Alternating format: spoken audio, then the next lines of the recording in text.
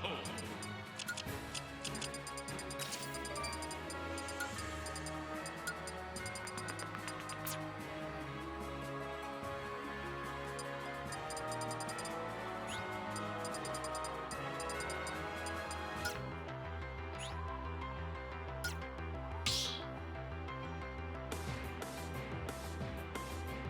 Start battle!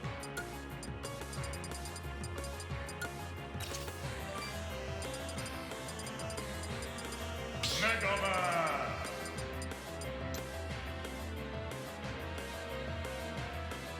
Ling!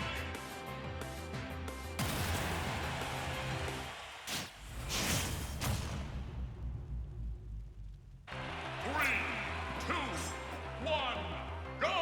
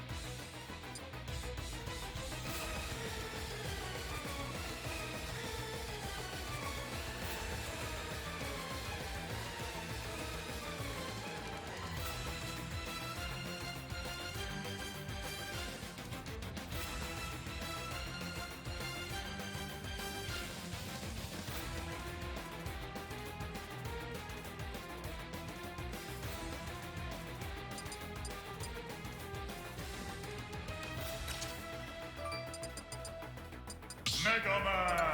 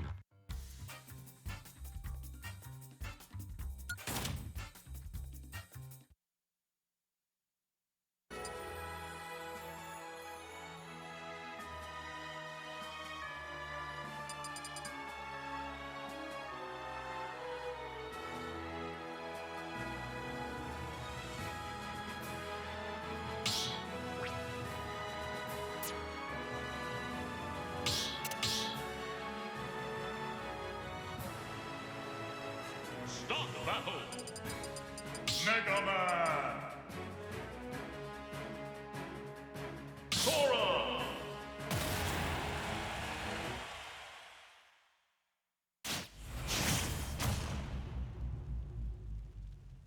Three, two, one, go!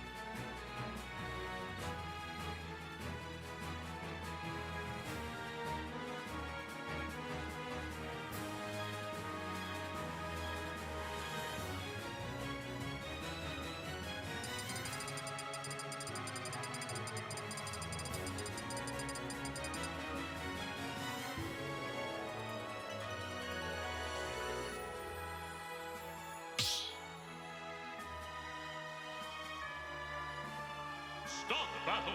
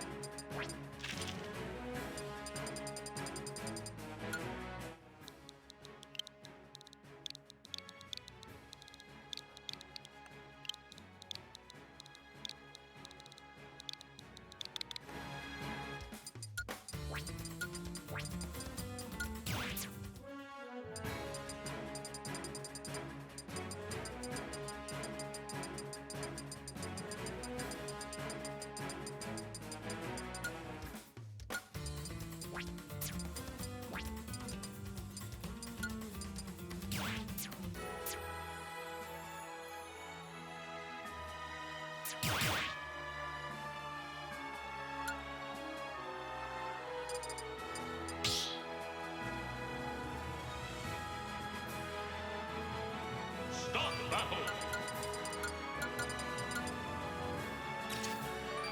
Little Magnet.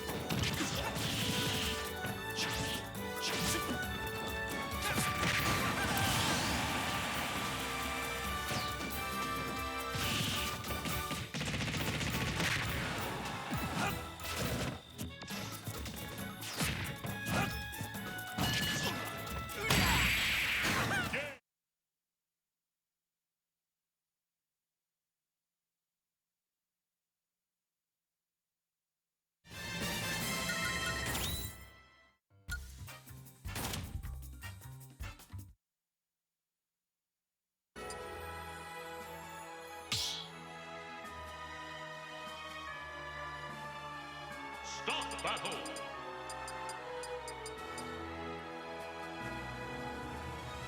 Little Mac! Hit!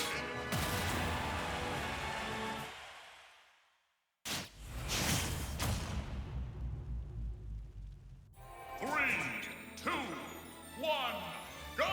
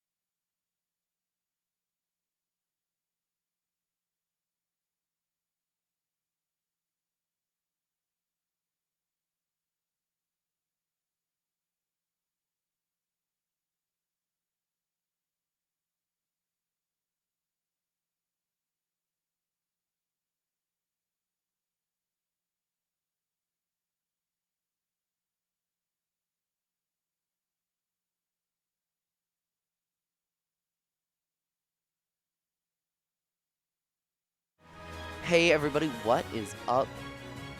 I'm Ritual here with JT Nomad, and we are bringing you yet another Vortex Legends number 133, not 100. No 100s here. That was Fusion yesterday. Only 33 in the bag, but that's still quite a lot. It kind of feels like 100, doesn't it? Yeah. They've been around for a while, even though they haven't been around for a while. Shout out to Towers Takeover. Oh, that's true.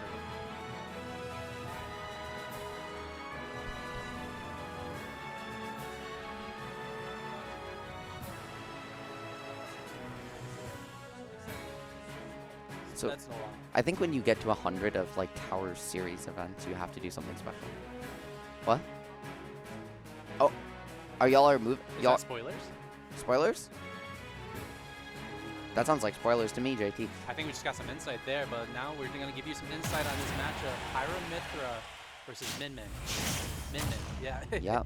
And this matchup, I mean, this can be incredible. Wait, this is an incredibly polarizing matchup because on stage, on paper, Min can have a hard time keeping out Mythra, but once that swap to Pyra comes in, yes, please. Once that swap to Pyra comes in, right, and you lose that speed, it's much easier for her to keep you out. You have that reflector, and once she gets off stage, like we're seeing right now, it is very difficult for Aegis to get back. Sahara, sorry, taking the first off. Yeah, no, we're kind of seeing like one part of the polarizing matchup where Min just kind of has her way, and if you get like Ram slip, almost I want to call it, you just knock Pyra or Mythra out of position. They cannot breathe out recovering, honestly. Yep. But Sahara really looked like in this matchup before. yeah, I mean, in Connecticut, right, you've got a couple. You've got Blank, you've got Zeke as well, secondary as this character. Polka's also secondary as this character. So you have Apollo as well. So you do have, you know, a fair number of Aegis representatives here. Not a lot of Min. No, not a lot of Min. You've just got you've got Sahara, you've got Vestation. That's about it. Right now, this could be a huge opportunity for Sahara again, finding the smash attack Ram, and the jump already out from Blank, not gonna be able to come back. And the air dodge already got burned. Honestly, you don't even need the Ram. You could have, honestly. Sahara up big in this game 1 situation here. Good stuff so far. Blank, I think, just got to get past his arms, right? Catch the swing and punish heavy. What do you think? Yeah, no, I mean, you know, exactly what you said, right? Like, it sounds simple, but it's easier said than done sometimes. Min's so good at playing reactive, this could be a situation you have the opportunity to edgeguard here, but the overextension gonna allow Sahara to get back. Just for a moment, and now find the reversal off this grab. This could be trouble, JP. Yeah, this is a classic edgeguard situation we've been seeing all game.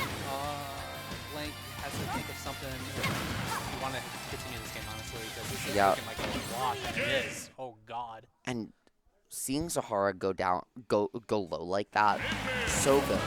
Min, that's one of the big things that differentiates the low and mid-level Min-Mins from some of the, you know, like from your Justices, your Proto Banhams, your Pink Freshes, is that they go off stage, they edge guard you. They actually will go low and extend that vertical range that their arms can cover. They will go high, they will use that grounded up B to cover that vertical space, and they will actually, instead of just holding the ledge, they'll actually, you know, really try and cover as much of a vertical zone as possible.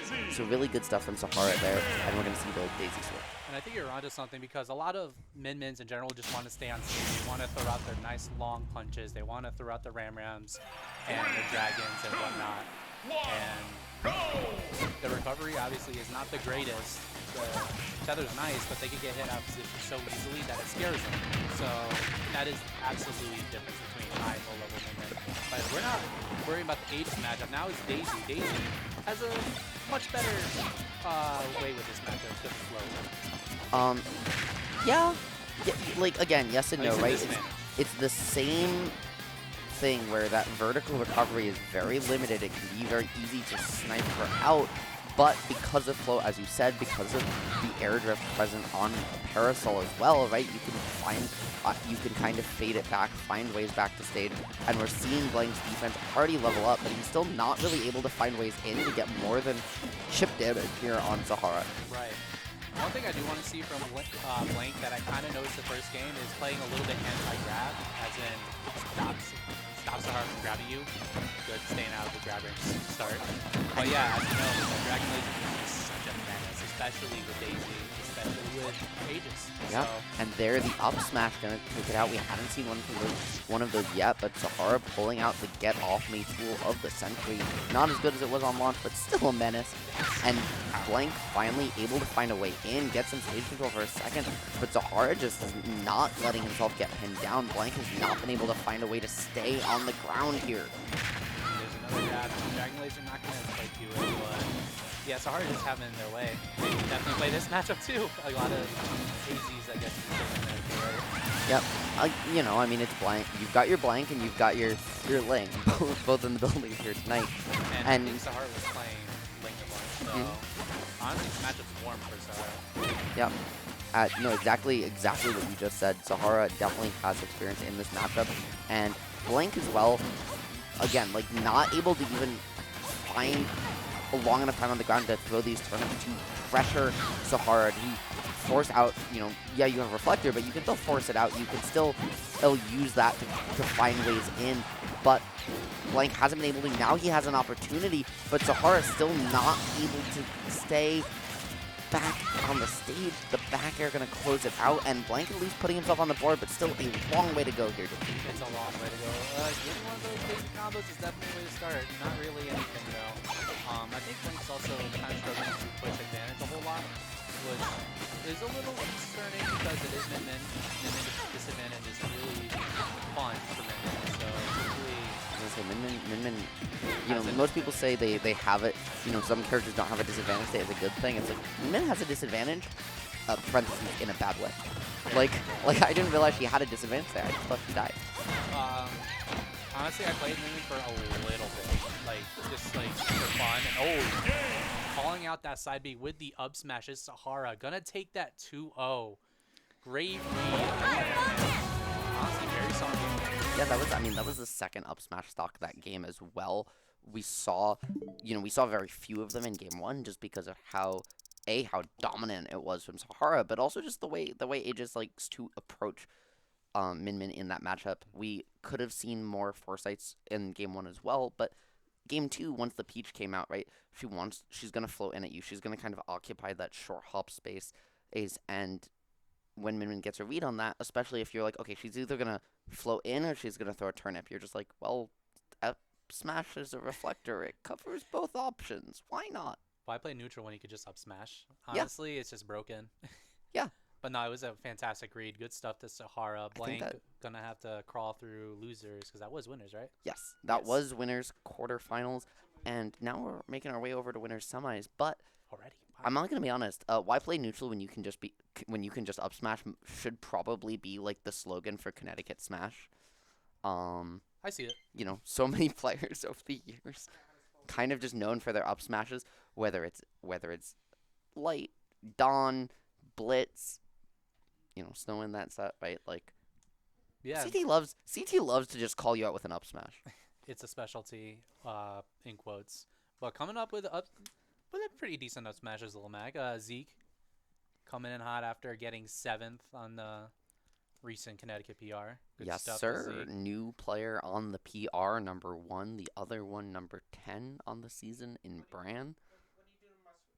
And making, you know, Zeke making waves, so much improvement across both his characters, his Little Mac and his Aegis secondary. That being said, he's got to go up against Ling. And not only is, you know, regardless of what character, or right, like just like you were saying, Sahara was playing Ling and friendlies. Guess who the third player in that rotation was? Could it be Zeke? Yeah, Zeke. And those games weren't close. They weren't. Across both characters. It was definitely a hard time, Zeke trying to figure out Ling, just like the rest of Connecticut is, right? But specifically, you're thinking like Daisy, Little Mac. Like Daisy has a fun time, or Peach, excuse me, has a fun time carrying Little Mac just off stage, and even like in this event for Little Mac, like the forward air, the down air, the turn up. Like what do you got? You know, what does Little Mac have against this advantage state? So crazy. I mean, you do have some tools, right? Like Peach can't necessarily juggle a Little Mac with up air as well as you might expect, because neutral B armor, you can fall through it. You know, you have burst options like side B to find ways in, dash attack. Turnip kind of has a hard time against Little Mac sometimes because of pivot cancel up tilt. When you can cancel your pivot with an up tilt, Little Mac's traction is low enough that he slides very far, and the move has trample on it, which means it'll just kind of beat out the turnip and keep going. So Little Mac has tools to get in, has tools to approach, but also gets put off stage, and then it's Little Mac off stage against a character that can literally just sit there and wait for you to expend your resources before hitting you. And then just simply nair. Yeah. Like out, like off stage, just stay there, and it's like. Yeah. So this is a very tough matchup here for Zeke. We're gonna see what he could do though. But you alluded to something a little earlier while we're waiting for Ling. Zeke's improvement is literally a training arc. Like, I seen the improvement. Like, I used to go toe-to-toe with Zeke when I first came here, because I remember, like, oh, Little Mac, fun. And then I played him recently, he slaughtered me. Yeah, For a friendly world. He is, you know, again, his improvement's been OP, his patience, his ability to keep in neutral, and it feels like every single week you see he just gets better. He never makes the same mistakes twice, and using that same one jab, you're getting out of the gate, trying to tack on a little bit of percent after somehow finding his way back from that early lane corner perspective. Ooh, here's a thought I never realized until Ling just did it. Peach could just float across the stage, and Little Mac's just gonna have to hold that. Yeah. Unless you just want to YOLO a B and miss and die for it. But what we saw Zeke do it is that down air, looking for a Gazelle punch there, that would have closed it out. You can use KO punch to NIL and get the grounded version and yada yada. But that successfully scouted that out. Nice little turnip kill off the side. Because the end lag on slip counter there, right? Like yes. he intentionally he threw it. It's like, okay, slip counter's gonna let you get back, but because there's so much end lag, I can punish it. And now Zeke getting caught with a turnip gonna allow Ling to find an extension. Little Mac's speed gonna allow him to get back to center stage. But this is what you were talking about. And Max does have tools, right? He does have that up tilt if Ling goes too low. He has up B, which is frame 3E, but is also just very committal. So he has ways to get up there. He has ways to contest you. But at the end of the day, right, it's still Ling who's so much more flexible. That if you're Mac and you want to succeed in this matchup, you need to find him. And right now, Zeke is trying to even still find that first off. I mean, what a way to get it, though. We do have the KO punch. It is online. Well, okay, I'm so sorry. I am so sorry. Yeah, you said KO punch is online, and you know what's offline? That whole second stock. I'm so sorry. And this is a turnip combo. This is to be big damage. Ling trying to find the extension, but Zeke getting out of it. Still going to be 80% and the corner. It's so hard for Zeke to even get on this board. Great DI out there from Ling to not get caught by the up B out of that down throw. So Zeke recognizing that, just opting for the DI mix. It gets some pressure. However, Ling's float's so good here, and that's going to do it.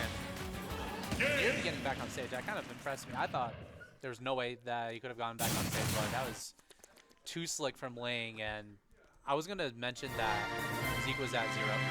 Took one turn up. I blinked. Zeke's sitting at 70. Oh, good God. I mean, yeah, no, Ling's turnip combos are OD, this man labs. Not just your bread and butters, not just your standard strings, but character-specific strings for every single character, from 0 to 70, 0 to 80, 0 to death, 0 to hundreds. It doesn't matter. Like, if there is a Peach combo to learn, it is either in Ling's brain or will be in Ling's brain as soon as you tell him about it. So, very good stuff from him. Very dominant showing there in Game 1. We're seeing Zeke just stick here with the Little Mac going into Game 2.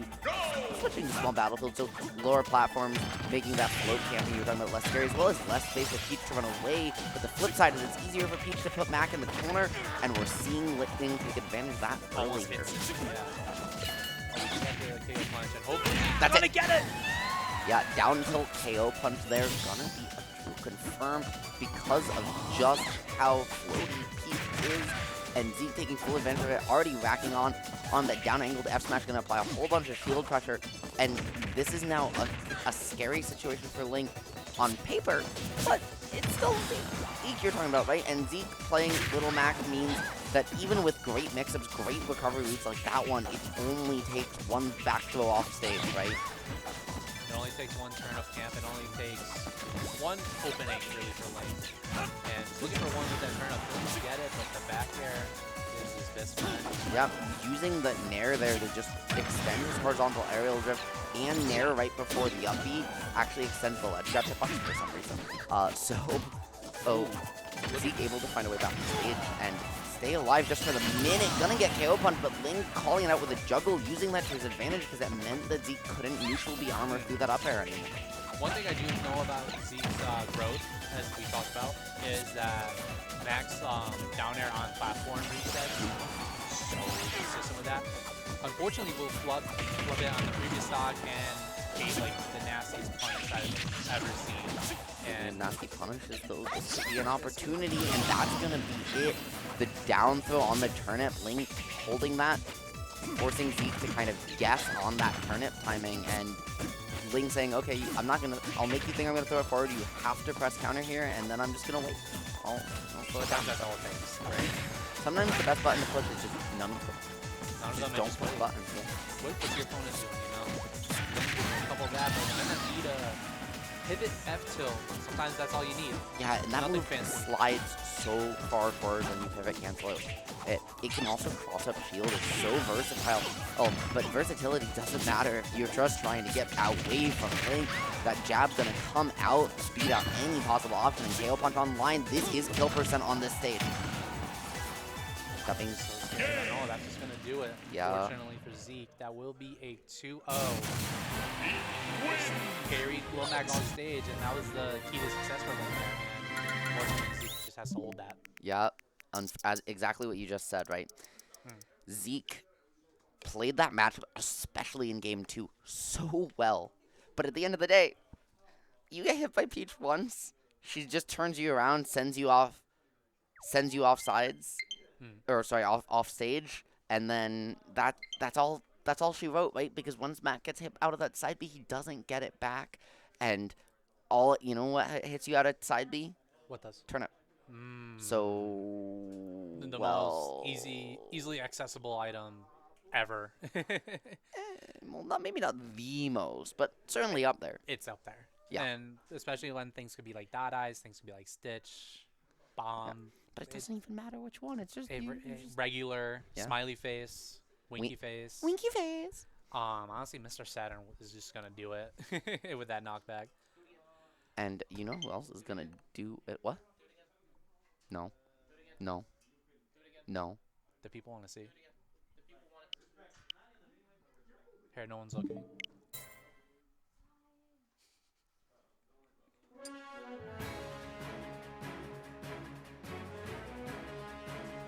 Yikes. It's alright, everyone gets a little stage fright. You tried to catch me. I know you did. He's gonna get you Maybe eventually. AJ, maybe I'll get it a little later.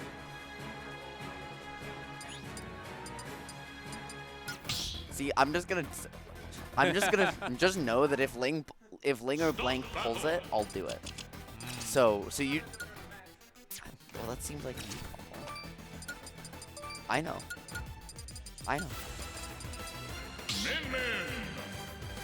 Fine, if they get a kill with one, I'll do it, and then you'll be able to. Speaking of gamers, let's talk about our gamer Sahara, which we just saw 2 sets ago, coming in with an min against BlitzLuigy. If I remember right, I think Blitz won the last time they played, but the time before that, Sahara actually 3-0'd Blitz here at the Vortex Legacy Monthly #1, the sequel to which is coming up in a couple weeks. So, Blitz also, thank you. Blitz also won in the run back there. So, both these players capable of taking games, taking sets off each other, and this matchup is so just weird because Mega Man has tools to get in, but at the same time, you know, Min Min against zoners. Right. Sometimes, again, like you said, all you have to have is up smash and your Mega Man's whole pressure setup is just out the window. Blitz not doing a bad job right now, but even for both of these competitors. I do think this is going to be a good set. Like you said, we can take games off the road, take sets off the road. I don't know who's going to win, honestly. Truthfully. You know, if I had to pick someone, and this is not a biased commentary thing, if I had to pick someone, just the level of play that Blitz has had consistently for the last couple months, I feel like I would be remiss not to pick Blitz, right? He's the #2 player in Connecticut right now for a reason, behind only Ling tonight, and so it's kind of hard to bet against him, and we're seeing why, right? He's doing such a good job finding these roots and calling out that jump with a slight delay on that second tornado, making Sahara think, okay, I can get away from this. And then as soon as he saw that, he threw out the tornado and caught him in the jump and sent him into blast off. Ooh, also catching with that sports match. Megawatt is a fun answer, and this is an easy game. Yes, it is, and I love that. I love the way that when Min holds Metal Blade, the dragon just holds it in his teeth. It's just so adorable. You know, sometimes even in the heat of battle, you gotta enjoy the little thing, and finally using it. It's Sahara just trying to find any way to get consistent pressure here. It feels like he's been the one unfighting against Blitz the whole time, backing up, getting put in the corner, fighting for stage control. But the game's percent-wise is still even just because of how long those arms and racking up that straight A-hit damage.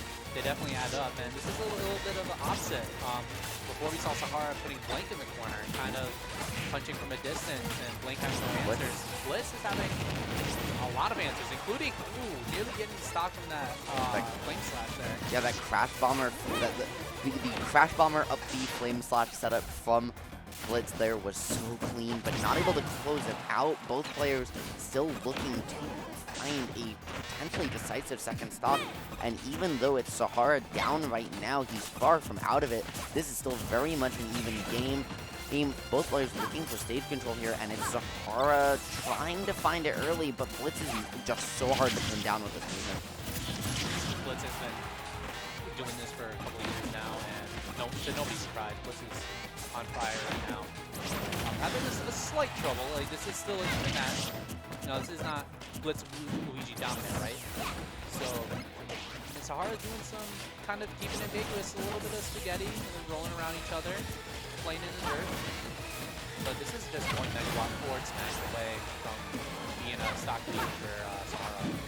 No, it absolutely is, and this forward throw is going to power up the dragon, giving you that even stronger laser, making it just as scary as humanly possible for Mega Man. But, you know, he's not normal. This man is built different, quite literally, and we're seeing why with a ledge from back air to close out the stock. Blitz trying to rack on some extra credit now.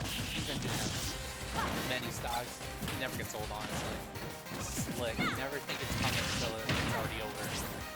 Honestly, you know, both these characters are built different. Mega Man part robot, Min Man part ramen.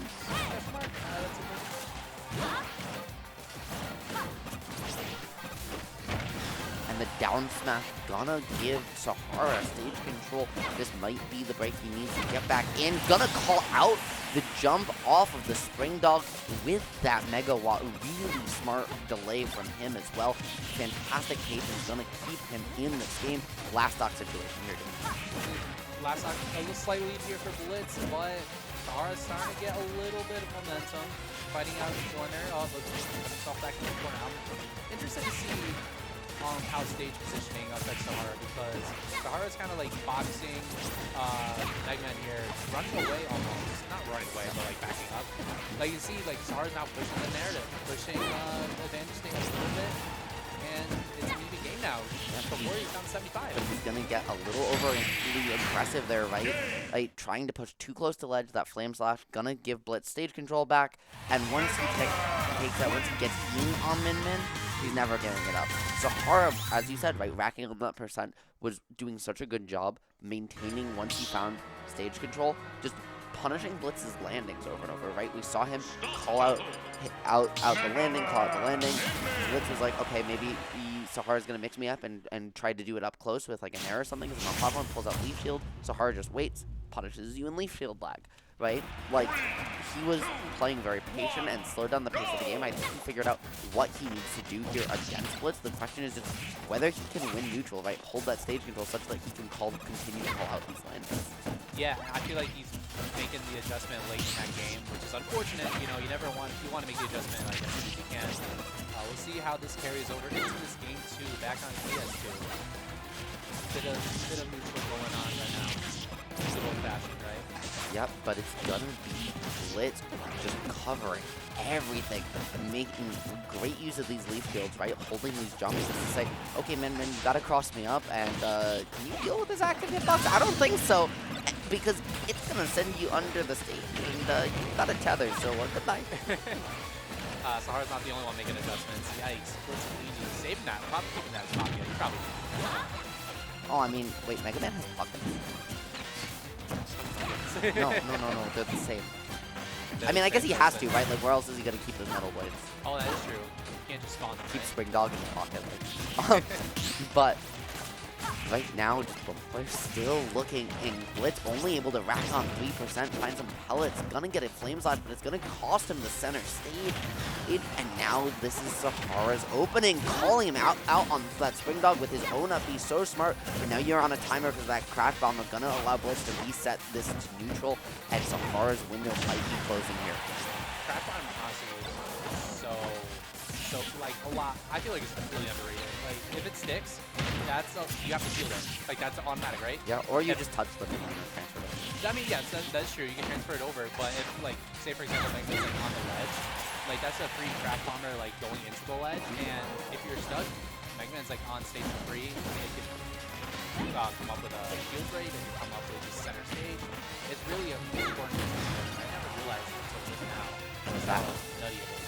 and just using the falling feature there, they're angling it up, but then fast falling to cover that extra vertical space. You really see how creative Sahara can get with this character. Or that being said, getting a little bit over aggressive, trying to find that down air, and it's gonna keep him in the corner, or trying to find his way out. Now not able to pick up that metal blade, and gonna just get put right back to where he started. I'm gonna fall for that. No, people have, that is one of Blitz's habits that people have finally started to catch on to in the at December 2022 and now in 2023 is his love for that up smash. I mean, I understand the thing scoops up. It's a little deceptive, but at the same time, it's super comfortable. And hopefully, Yeah, I mean, we've seen him move away from it, right? Like, normally you used to see Blitz do like 3, 4, 5 up smash in the game. Now that was the first one we've seen. Sahara has an opportunity here. Blitz kind of caught in the corner, trying to find a way back to center stage. Sahara just playing it so patient. But these down air mix-ups have only ever cost him. Blitz has been ready with the parry every single time. And it's just so hard for Sahara once he commits to that, right? Like, he's either gonna get it and get the hit, or he's just giving up stage control for free. Honestly, it's almost like a lose-lose in some cases. Like, you get a hit, yay, but honestly, this is not caring right now. They're just kind of lead. Yeah, moves. Movement, pelleting. Blitz plays Mega Man like a gnat almost, right? Like, he kind of jumps around you, flies just outside your range, and just pick the damage, with those pellets, just hits you with, it racks it up, and then when he finds an opening, then he goes in, right? Then he gives you a little nibble and gives you all that damage that any bug bite. So just so hard to pin down right now. Blitz gonna call it out with the down smash off the Crash Bomber. So smart, smart. I've actually never seen that. I'm not gonna lie. That's like the Blitz. That's Blitz special. Yeah, I was gonna say I think that's the 3rd time I've seen him do it. I remember he did it against someone a couple weeks ago. I don't remember if it was here or at Encore. Might have been at the pre-local. But yeah, but I remember him doing it over the summer as well with somebody. So Blitz, that's nutty. yeah. It's the setup that you have are so strong, and you know what else is so strong? All these emotes, man. Those are nice emotes, gosh. Yeah, and if you have $4.99 or a Twitch Prime sub, you can subscribe to VGBootCamp and Sports Maps. You can get access to all of them. And if you like Twitch, and you like Ultimate, you like Melee, you want to watch tournaments in that Twitch format, VGTV_Melee, VG_Ultimate, 24 tournament, 7 tournament reruns. And I want to also talk to you guys about Vortex Reborn, the Smash Ultimate monthly, right? This is the weekly. Oh, that's the weekly. That's our multiverses weekly. And guess what? They also run multiverses as well as Smash. Smash on Tuesdays, multi on Wednesdays, 7:30 EST for both. Ultimate streamed here on VGBC2, and multi streamed on Ajax_HQ. But this is the monthly you were talking about. This is the monthly I was talking about. Tell me about it. We were talking about it the entire time. Legacy, it's gonna be here on 28th. It is gonna be hot. I'm gonna be there. It's gonna be a lot of fun. I'm excited. You know where else I'm gonna be? I'm gonna be here as well this Sunday for the Vortex Heroes Arcadian $100 pop bonus, $10 venue, $10 singles, pro-am doubles, and coaching from PR players. But guess what? They can't enter because that's what an Arcadian is. No PR players allowed. It is going to be someone new wearing a Vortex crown. O-Tours rise up. Unfortunately, I can't be. Why'd you shake my hand like that? O-Tours rise up. Hey, at least Ajax isn't even an O-Tour. He just doesn't enter. Yeah, that's very true. I know. I've heard your... Bobby Wasabi's told me double stories. Yeah. I heard... I believe it. Chavo told... I heard the Chavo crew battle story. Took like 7 stocks. Oh, wow.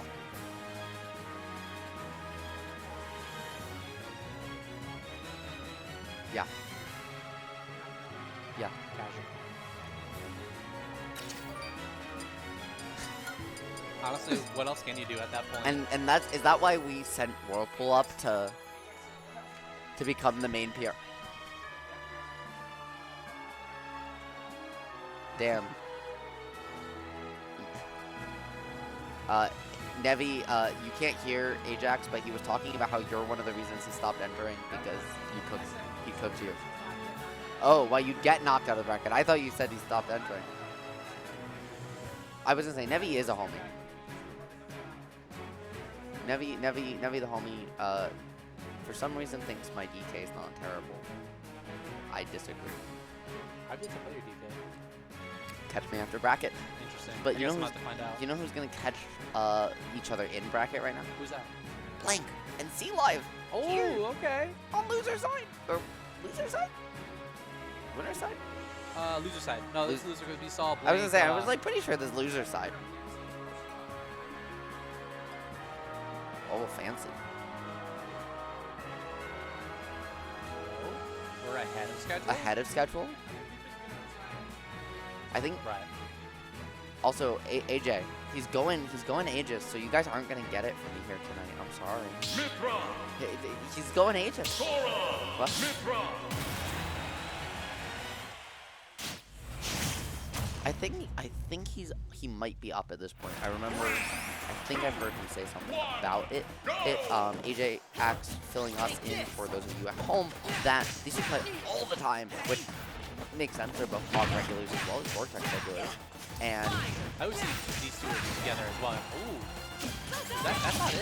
Okay, that's unfortunately missing the edge guard is C. Yeah. That was almost risk 0 to death. and that was he didn't opt for that counter. Right? Like it would have just interrupted side B7 back off stage, looking at the reset. And this is $5.99, right? $5.99 battle here on PS2. Both players just trying to find any opening at the moment, and it's going to be the ground game of Aegis versus the aerial dominance that Sora can provide. But that speed is so hard for Sora to get past frame data-wise, and we're just seeing Blank use it to its fullest here early.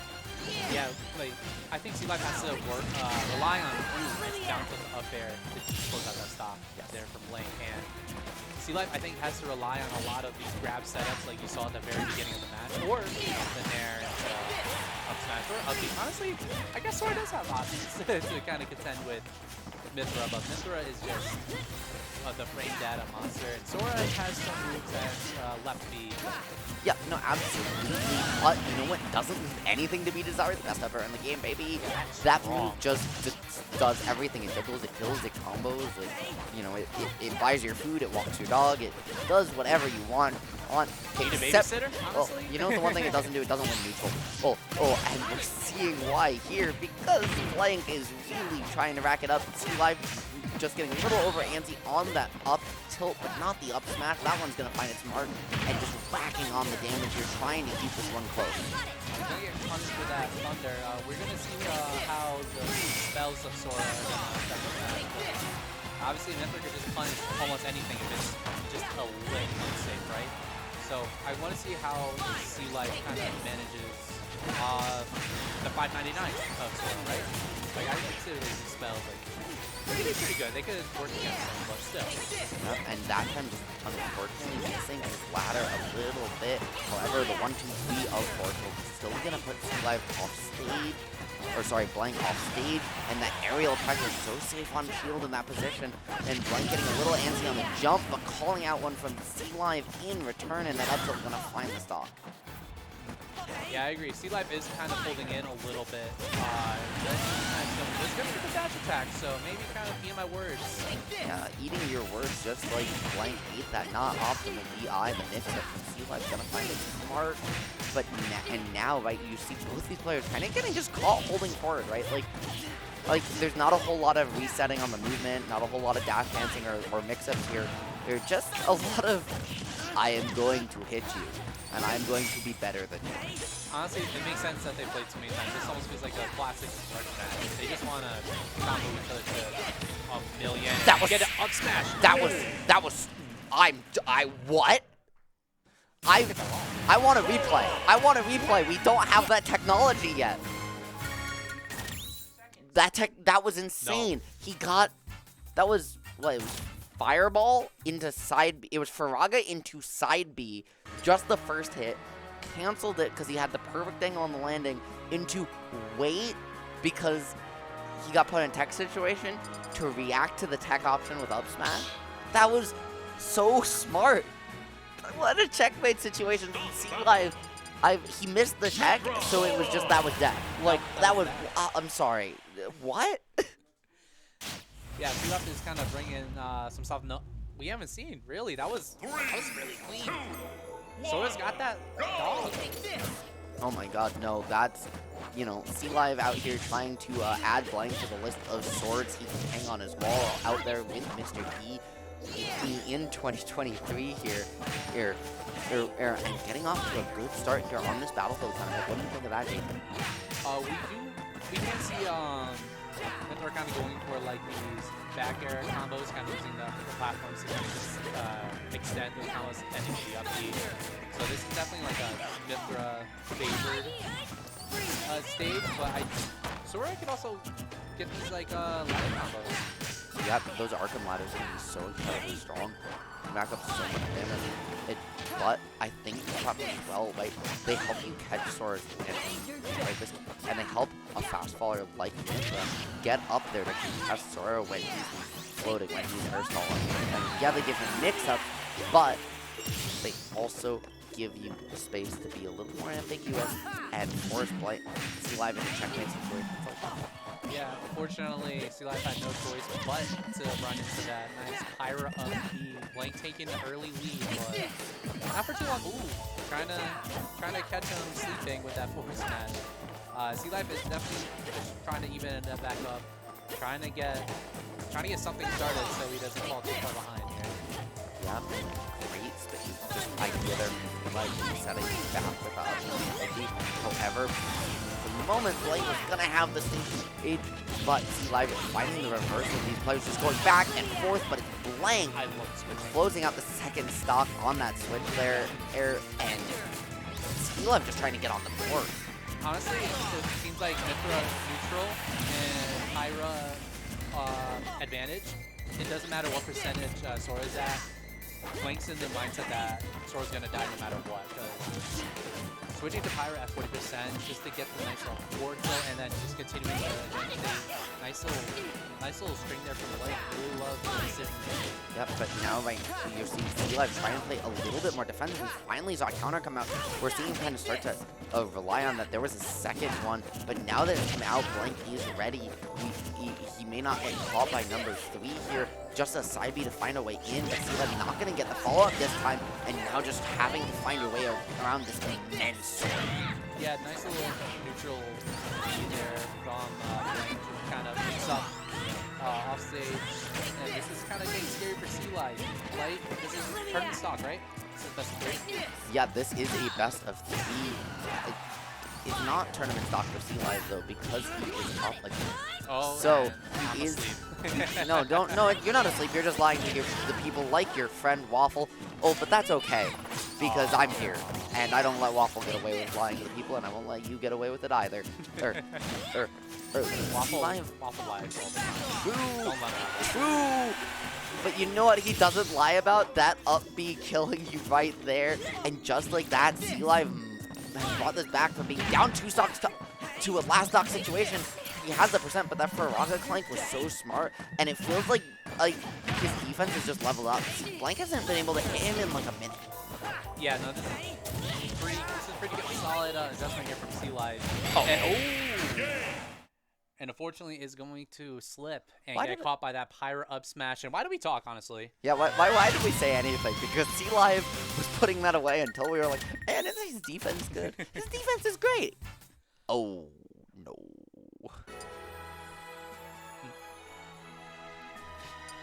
Oh, well, you asked why we talk, so I guess neither of us are doing it. You said, why do we even talk? So I guess, you know, silence is the new, our new best friend. Silence is the new norm, honestly. Yeah, something maximum effort, minimum effort, sometimes the medium effort. And Ajax, just because Waffle agrees with your opinion, honestly, Waffle.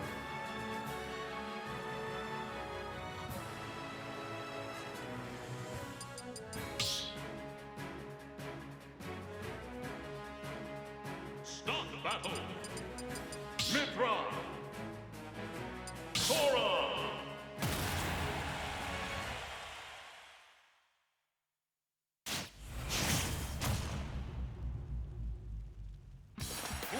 Oh, Silence was a new norm, I guess.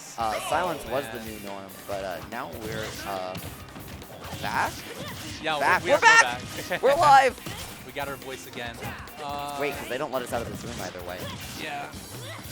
We have to hold that, I guess. True. Yeah, he locks us in here whether there's a working bathroom or not. So, you know. That just depends on the day. But here we go. We're not talking about that. We're talking about game 3 between these two competitors. You see Blank taking the last game. And taking the first stock, too. And not even just over 30 seconds in. And he has leveled up the speed of his play, right? Sealive is trying to find the same defensive style he did before, but Blank is just... I don't even want to say pushing too many buttons. He's just overwhelming him with this pressure. Not pushing too many buttons, but when the button hits, like really Oh, taking advantage of that. Wow, that was a Yeah, clean that is the setup. yeah. There's a hit stun modifier on so many of Pyra's moves, including that up B, right? So even if you fall out of it, you're still stuck in that hit stun for the full length of the time. So if you canceled the up B with lead, you're still stuck in hit stun from the rising hit, and you can combo into it down with the down air. Big meaty spike, and you're actually getting 599 despite being a 599 character. But he almost pulled off that reverse face on last game, so it's certainly possible for him to do it again. But Ling not wanting to let him have any of it, and Sealive just getting a little impatient, jumping right into that spin to win, and that's all she wrote. What do you mean? We had a question in the back. Huh? Ajax is on something, but yeah, I think Sealive was just getting too aggressive, holding forward too much, and getting frustrated by so much of Mythra. Honestly, Mythra, like you said, like getting comboed up and down, and Pyra just having a fantastic advantage state. The up B into the down air, I think, probably was just the tipping point, and Sealive unfortunately just couldn't do anything about it. Yeah, up B into down air, that was so smart. People have known about that combo really since day one, because it's the same thing that allows you to do the side B into footstool combos, and if you fall out of, or you know how when you get hit by one hit of side B and still fall out of it, but you're still stuck in hit stun the whole time? Yes. Yeah, it's the same thing. It's the same. Okay. It's that same hit stun modifier, which has existed throughout the Smash series, but in Ultimate really hasn't been on anything.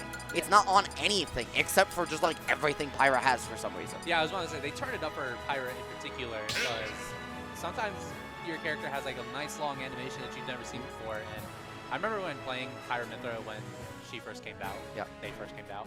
I noticed that, and I've never seen like some of those animations before, and it really, you kind of can have a little bit of free flow with Pyra almost. Yes, you In can. certain situations. Xenoblade characters cheat. It's not just Shulk anymore. They both do. They All both do. all three of them do. All You've three got of them. Foresight. You've got hit stun modifiers. You've got you've got. I mean, all of your stats being broken and snow trolling a little bit, saying. You wanna make Pit a Ditto? Pit Ditto, making like a pair of plums right here, but that would have been an interesting matchup. But we are here all business. Here we got the mid-mid pit matchup. and you know a really interesting thing like in this matchup is Pit has multiple jumps, but you know what else he has? No hitbox on his recovery. Yes, so we could see a little bit of two-frame or at least hitting below the ledge from Midman, but I want to see how Skink is gonna adjust to slow pay from Sahara. Yeah, I think you know Skink is playing really well for me. He may or may not be the person who beat me in round 1, so shout out to Skink. But we're seeing why here, right? Able to find that drag down nair, just so aware of the angle that Min can threaten you at off stage, and just sitting inside of it, it really forcing all these resources out and riding the stage there with the up B after that down after that shield stall. So smart from Skink. He's playing this matchup perfectly right now. Yeah, Skink is I would say a well-traveled man in Smash Ultimate. He knows a lot about almost any character. He spent the first half of this game in the Pennsylvania scene, so Okay. I believe I want to say so like closer to the Pittsburgh area than Philadelphia, but still a very strong scene down there. And Oh yeah. you know, and then bringing that right, like having so much variety before bringing that to Connecticut and playing characters, you know, we aren't used to seeing a ton of in Pit, right? You know, the first time I think many people saw Pit play at the high level outside of Japan and Earth was, well, when the Buzz did it for one game at LMBS, so. Oh, I remember that. Yeah, it's a choice. There was worse, I think. I believe. Yeah, I and believe you know, Light played Skink before too, so we had that experience.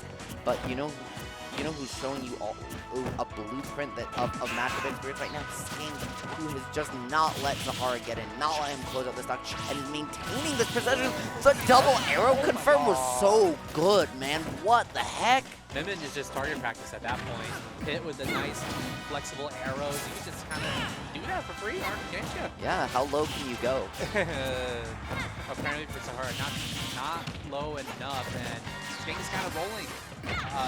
One stock away from taking this game 1. Gonna garble the orbitals. Past the ledge. I do like that adjustment from Skink, but will lose their first stock. Yeah, no, the slight delay on that megawatt as well, right? Allowing Sahara to react to the get up option there. Very, very smart stuff from him. But, you know, right now, Skink, the one who's actually looking like him, because he is dominating this game 1. Sahara has an opening, but he needs to really close this stock out right in this corner situation if he wants to really keep himself in this one.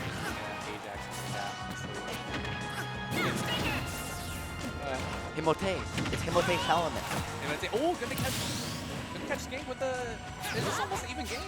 Yep, and remember what I said. Good adjustment there. If he wants to keep himself in this game, he had to close that stock out in that situation. He did so. That was his condition, but Not somehow dumb, but this barely could be able to dumb. find his way to ledge. However, tethers are not fun for Min. Tethers are countered by active hitboxes and an ability to occupy that space for an extended period of time. And you know what Pit has? Active hitboxes with that nair and multiple jumps, so he can stay in that space for a long period of time. Yeah, honestly, good for Pit finally having a use for that. I'm just kidding. I know that's combo central. for Pit. Hi-ya-ya-ya! But that Oh, I've been told that thing's made out of toothpicks, and it's really good to see that thing really come and shine. Sahara not backing down from the mid-min. Hopefully you can see the adjustment here. Honestly, avoid off stage like it's the plague. I know it's really hard because Skink is really having a fun time. shout out Skink's anonymous friend who said the blonde skin is the worst pit skin, which is why Skink is now only using blonde pit moving forward. So, you know, we get to look at this glorious angel, blonde-haired, blue-eyed, yada yada. I don't know how I feel about that one, but Is this your favorite pit skin? no, Not in the long slot? no, I'm Jewish. I'm Jewish. Oh, nice. Anyway, we're gonna go back into the matchup, and Skink is just gonna bring Sahara way off stage. That Nair coming out again. Yeah, and just Because we're only focusing on the match here. no, we absolutely are, and picking up right where he left off, right, finding a very quick edge guard, and had the opportunity for another one. Sahara that's been able to find his way back, but Skink's pressure, right? Like Sahara hasn't been able to land and then get set up. He hasn't been able to throw those arms out at all. Oh, having an opportunity here now, right? Skink getting a little over aggressive, but able to use those jumps to still mix up his recovery at a disadvantage with that. I do want to. It's kind of tough. I never realized how much of you can't really just go for the grab and try to rely on Dragon Laser because Pig can just jump around it, right? Pig can just cover over there's like any kind of laser coming his way. So I'm trying to think of what's like a good. Ooh, you know what else is a multi-hit move that we were talking Fair. about? Fair. And So Pit's got two yeah, moves you know on what, stage. you know what kills? Fair. Well, actually, all pits moves are multi-hit, so, you know, don't tell the audience. Man, imagine not driving to Mass once a month, AJ. Couldn't be me. Couldn't be me. Anyways, back to the game here. Sahara still trying to find an opening, still trying to close out the stock. Gonna get stage control. Well, but the megawatt pit, Skink delaying his neutral get up, using those iframes to get through it, get back to stage. And Sahara just still trying to get on the board. This is a loser's quarter, so this is his tournament stock right now. Gonna find the Porto with the megawatt. Finally gonna get this stock off the board. Time to get some GGs going. Time to try to close the scab, but Skink's not having it. Man, you what? You eat bread and butter with your noodles? I mean, I guess that makes sense, but like Italian noodles, not like ramen. No, What yeah, are you doing, man? I guess you can. All right, excuse me. Trying to get your hot cup noodle combos. Here, There you and go. There you go. But not having any has been in it. Skink's just having a fun time in this match. Just kind of facing away, coming in with neutral air. Yep. The arrow. And then you not gonna find too much here. Here, Sahara still able to really maintain the stage control, right? And he's slowly playing himself back into this game. And he's kind of been able to keep Skink away from him. When Skink opts to reset back to center stage, he's taking advantage of that space that Skink's giving him, saying, okay, you're not going to smother me anymore, then I'm going to take this, and you're now going to have to get in. Who was it? I didn't. Oh, wait. Yeah, Skink was jumping up out. I gotta say, did Megawatt just do just kind of going for a loop, excuse me. The down B coming into Skink's saving grace once again. Yes, it is. Sometimes the best protection is a literal shield. Gonna save him not once but twice more, or allowing Pit to just kind of ignore Min Min if he has to fall from above. Really smart adjustment here from Skink, but he's still taking a whole bunch of percent. He's still not able to get out of these corners. There's Sahara trying to chase him down. Skink just trying to find a way in. And this has been such a long stock. We're at nearly 3 minutes. And the hit. Never learned how to read. Yeah, apparently he didn't know the timer. No. Alright. Oh, we tried to.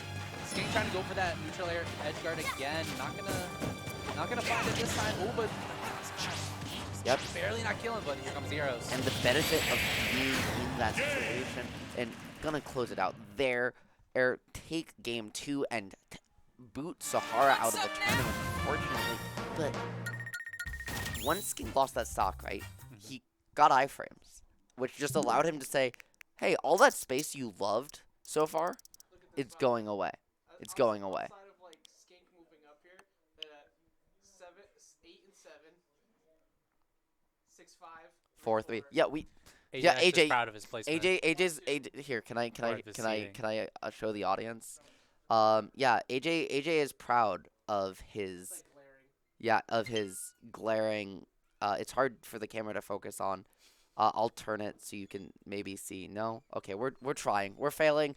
But what you need to know is that in the top 6 of bracket was the top 6 seeds because AJ is good at seeding. It's almost like when you do it for a whole region for a very long period of time, you just kind of know. And Kinda also when you watch the game for a living, you kind of know the game and you know the matchups.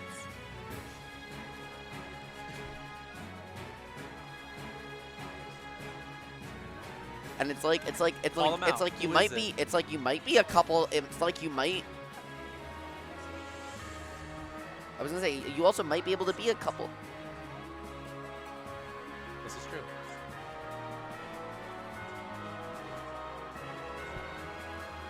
You also might be a couple spots higher or lower, but guess what? It might get changed because of bracket conflicts. Because it's not just about how good you are, but it's also about making sure that I don't play. You know, I might be the 3rd to bottom seed in skill, or the bottom seed in skill, but I might be seeded, you know, 5th or 6th or 7th, because guess what? Otherwise, I'm going to play the same 3 people every week. And do you want that? Because I don't want that. I don't want that, and that's why this local is actually really, really awesome, because I feel like I played different people every single time. I ran into Delay again tonight, and I think that was just, I believe I'm gonna have to check the bracket again to make sure, but we weren't scheduled. To it's a rite of passage to run into Delay a whole bunch. Happened to me too. Don't worry. It did. Yeah. Okay. No, I legitimately, the only reason that Delay and I stopped meeting in bracket is because the both of us started reporting it as a bracket conflict. Because it was every week. Honestly, I'm gonna start doing that without Delay knowing it. But okay. You know, I think he'll know if he watches the tournament back. Oh no, no. He won't watch this back, right? It's Mondays. Did Mondays leave? He's gonna catch me after bracket. I know Delay had a. Wait, did Mondays and Delay come together? I saw Mondays might be still here. Delay and Mondays did not come together. Hopefully they're still out there.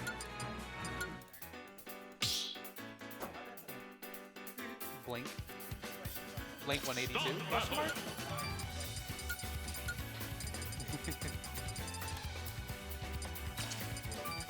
Ajax, where he's Little Mac.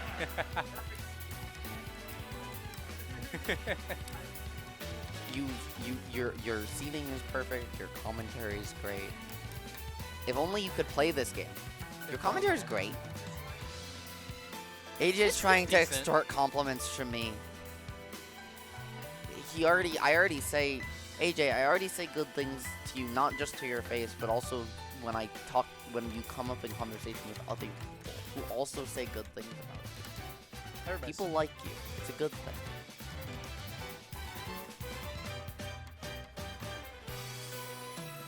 You're a professional. AJ's a professional. You just sometimes spell blink wrong, that's all. Everybody spells blink wrong. Yes, they do. Come on. No, yes, they do. JT called blank blitz on stream earlier. He got you.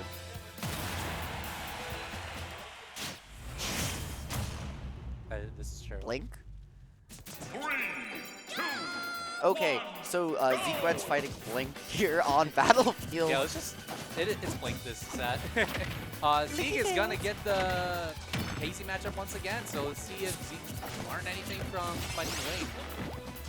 So far, not the greatest start in the world, but we are just getting started after all. And honestly, very surprising to see Battlefield here in game number 1. Yes, it's a starter, but this stage is considered max best and one of Peach's worst, so still very surprising. And we're seeing in Blank and non-turnip combos just really capitalizing on Little Mac, playing his perfectly, just carrying him off stage, forcing these resources out early, and forcing these low-angle games where Mac has an even more fragile recovery. And we are saying Blank or Blank. And Ling's philosophies on this matchup kind of differ. Ling definitely going turn heavy. That platform reset would have been crazy, and that up B would have taken it, but instead, it's just going to be Zeke trying to get on the board, trying to not let this one be a 3-stock, but time just ran out. That turnip gonna catch him, and We're going to see Sahara later. He's headed out, but appreciate you.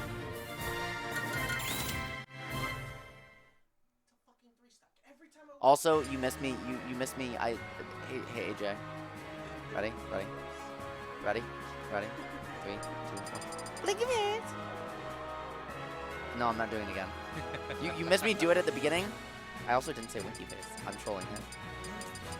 Yeah, AJ, I didn't say winky face that time. I said blinky face. I'm trolling you. See ya. Oh, I'm so glad the camera wasn't on me for that one. That was not intentional. I am so sorry. See ya.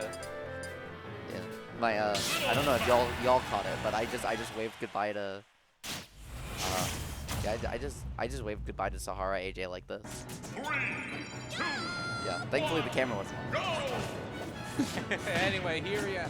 Hollow Bastion for game 2. Hopefully Zeke's got... Oh, a shield break!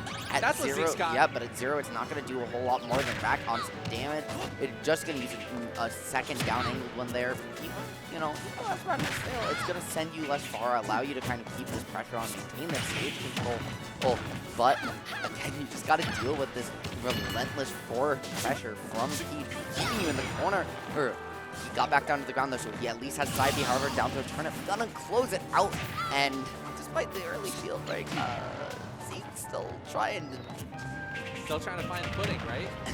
I did get excited because I thought maybe he could extend it, maybe advantage state could be a little bit better, but Lil Mac not having the greatest advantage state in the entire world. No, he just hits you really hard. He just punches you. He's from the, you know, he's the bruiser from the Bronx, right? That's what they do. They just punch you really, really hard. And But don't tell him to jump. no, it's really hard to find footing though when you're in the air the whole time, right? Peach is showing you that there's a reason she can run in these fields because she can sit off them for so long, just on the wins. Zeke trying now to find a set, find a stock, find a game, maybe, but he has to even get on the board first. This is an opportunity for him to do so, JT, but it's just so hard. And it's not even that Zeke's playing this poorly, he's playing it really well. It's just, how do you hit Peach? This is one of those really polarizing matchups that we do see here at Vortex.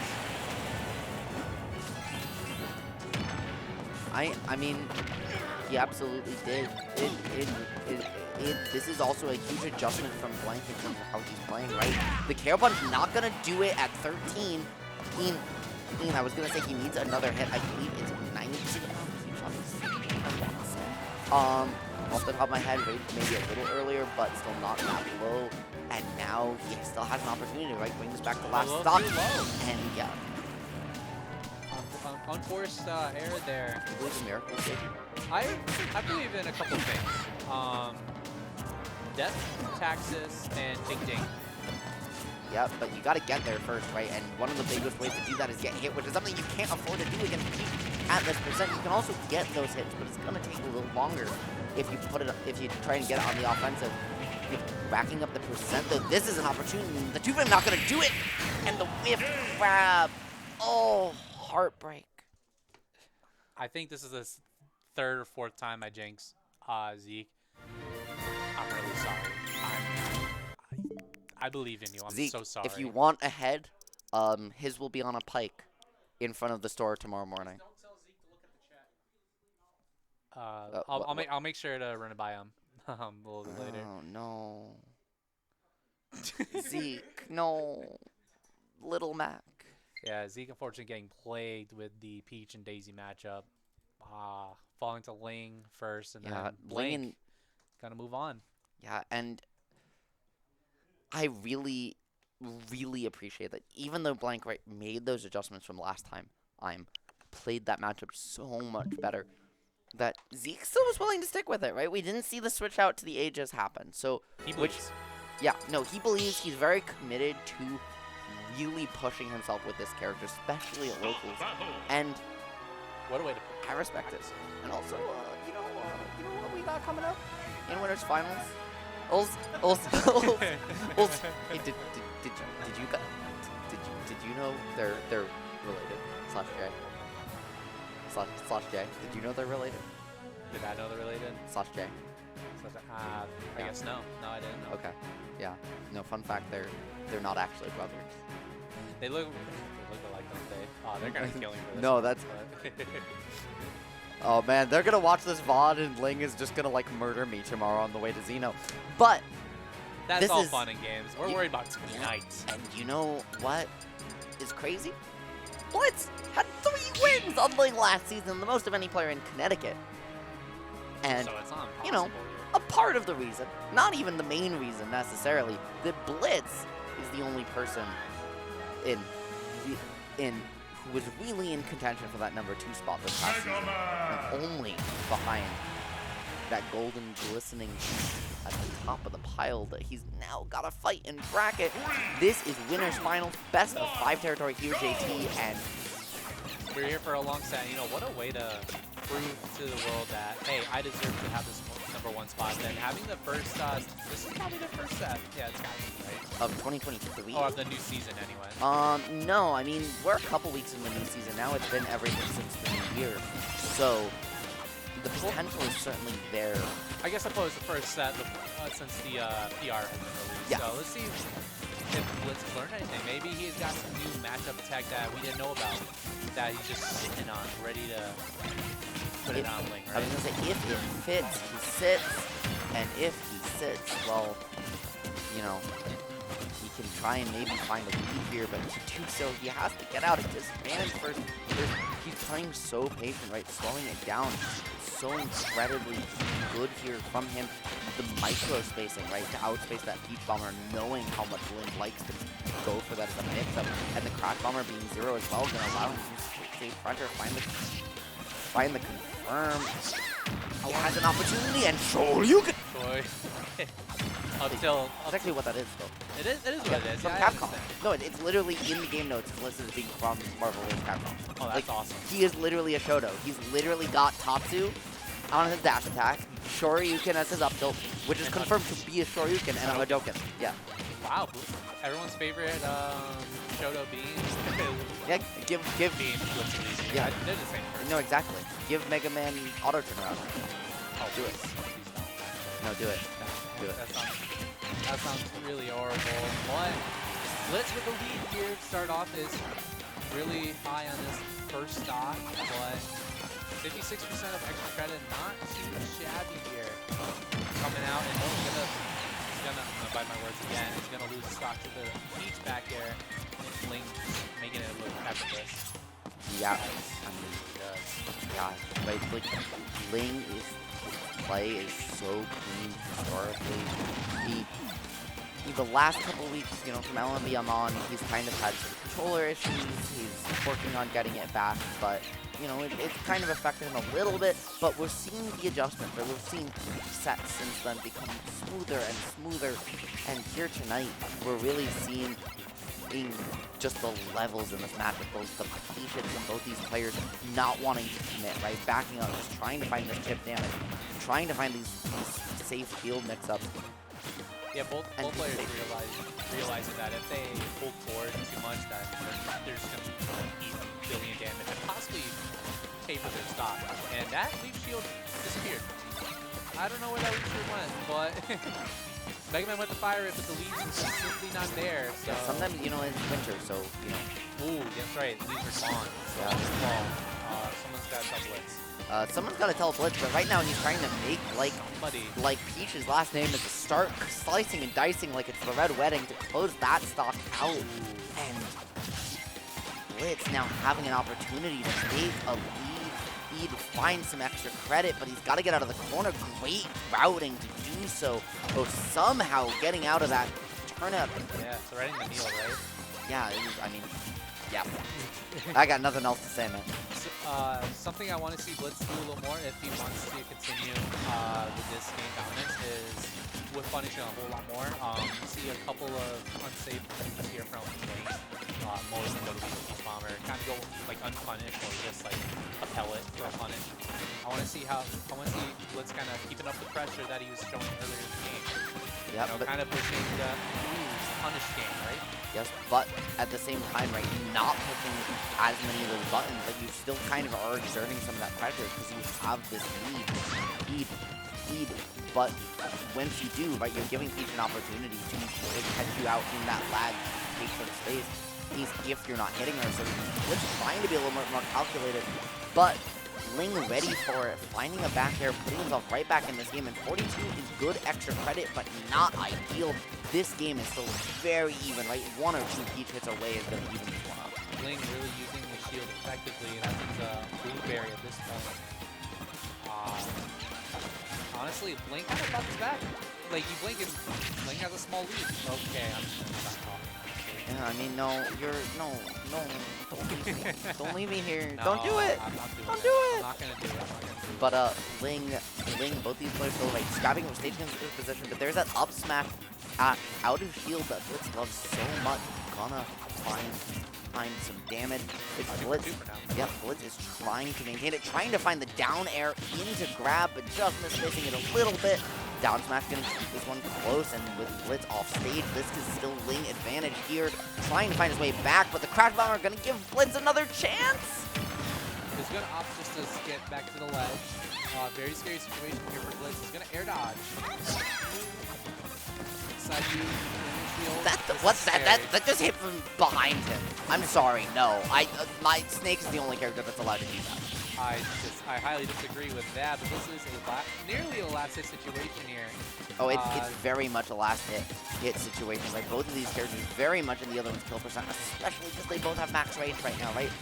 Well, now Ling does. Now There's 3% away, but it's going to be the Flame Sword not doing it just yet. There you see Ling air dodging out of the blast zone. You think it kills you sooner, but when you get sent cross stage in the corner, it actually... Vakira not doing it either, and Blitz has got to stay patient. You can't be too giddy, can't be too like, man, you got to stay focused. But watch this one other thing that might be a factor, unless you find that back air, the panic air dodge coming out, closing it out for Ling there in the game 1. And Ling had to find that stock there, because I don't know if you saw, but I saw. Did you see that timer? It was ticking down. There was about 40 seconds left in that game, and it was Blitz with the lead. You saw him trying to slow that pace down, saying, if you overextend, I'm going to kill you. Otherwise, let's just time it out. I'm sure Blitz will be able to get the W. But right now, Blitz in the second game, we were very close to taking it over Ling. You need to keep focused. I know it's very hard. It was a heartbreaker. I'll say it. That was a heartbreaker. So Blitz has to focus back up. We're both punishing really well against Ling. And we have to keep that up if we want to be competitive in this match. Because right now, Ling's having a very fun time right now, getting off to a very early lead. 90%. Yep, and this is one of the things that is so scary, right? Is when Ling takes it. When you give Ling an inch, it's a mile. Oh, Blitz kind of getting a little tad frustrated right after that, losing that game in such a heartbreaking fashion, and getting off to a slow start because of it. You have to get Ling to back off. You have to force him to slow down just a little bit if you want to way back into this game. And Blitz is managing to do so, right? He's finding these pellets, he's catching these approaches, and now he's taking stage control, but not before that Crash Bomber can explode, meaning that Blitz, wow, that tech, he was far enough away to do that. I don't think he was going to get back to stage with that air dodge, but Ling felt it was close enough, he needed to throw that back air out, and now it still could absolutely be Blitz's first stock, unless he gets hit by that crown. Gonna have to try again next time. Hitbox getting extended by the metal blade is that forward air. Big first stock go for Ling, trying to have a commanding lead, but we are dead even playing Smash 4. Yes, we are. The fact that managed to find the stock, Ock there, so good, right? Blitz bringing it all the way back to even, and now has an opportunity to find the juggle situation, get a lead here, but just kind of forced to back off. Ling's platform movement there was so good, right? Just playing around the edge of this platform, or giving himself a little bit more ambiguity, but also disrupting these metal blades. Yeah, and right now those metal blades are kind of doing a little bit of damage here for Blitz. And nice movement there, getting the grab on the platform. This is I feel like that's also a classic. No, I again, absolutely agree with you on that one. On trying to find the dash attack, no Tatsu gonna find his mark today. But the golf club is, however, unfortunately, Peach not a driving range pro and not gonna hit that one out of the ballpark. Or for now, Blitz is just trying to find a way back to stage. It's doing so with that back air, but he just needs to find a way to maintain this pressure for more than 1 or 2 hits. Yeah, that's right. I mean, you got to look at it as it is. It's an even matchup, or even game, excuse me. And, oh, nice conversion there off the grab bomber. Blitz gonna want to try to play a little more conservative and would punish just like that. You see Blitz kind of jumping up and down his chair. You can do this. This is the second time this set. He's in this situation. Drop the first game. We're going to see if he can do it this time. Yeah, so you know how they say that every few years is the year of Luigi? Well, this year might be the year of BlitzLuigy, right? Like, he has been on a tear, so many level ups at the end of 2022, and now with 2023, he is looking to start things off raring hot. The footstool not gonna do it. Blitz still able to find that upbeat back to stage, get some pressure on. This is a whole lot of extra credit now. Oh, 42 wasn't enough last time. Is 41 gonna be enough here? Here, Blitz might have an opportunity to get a little bit more, but the down smash just gonna clip him and gonna convert in the situation. It's gotta be. I think that was a classic tank option. You just get to the ledge, you want to roll, try to get away. Ling was just well prepared for that, and that is what needs to be. Second stock, last stock situation here. Blitz has to calm down, doing great. Ling, you have to have an opening to, you know whether it's down tilt or maybe turn up, something to really put pressure on Blitz, because right now I think Ling could put a little bit more pressure on Blitz and it would be more of a one-sided affair. Ooh, trying to be cute with the turn up into the back here is Blitz. Nothing happening. That Blitz trying tooth and nail to maintain this lead, like bringing it all the way back from the slow start, or hold on to this one.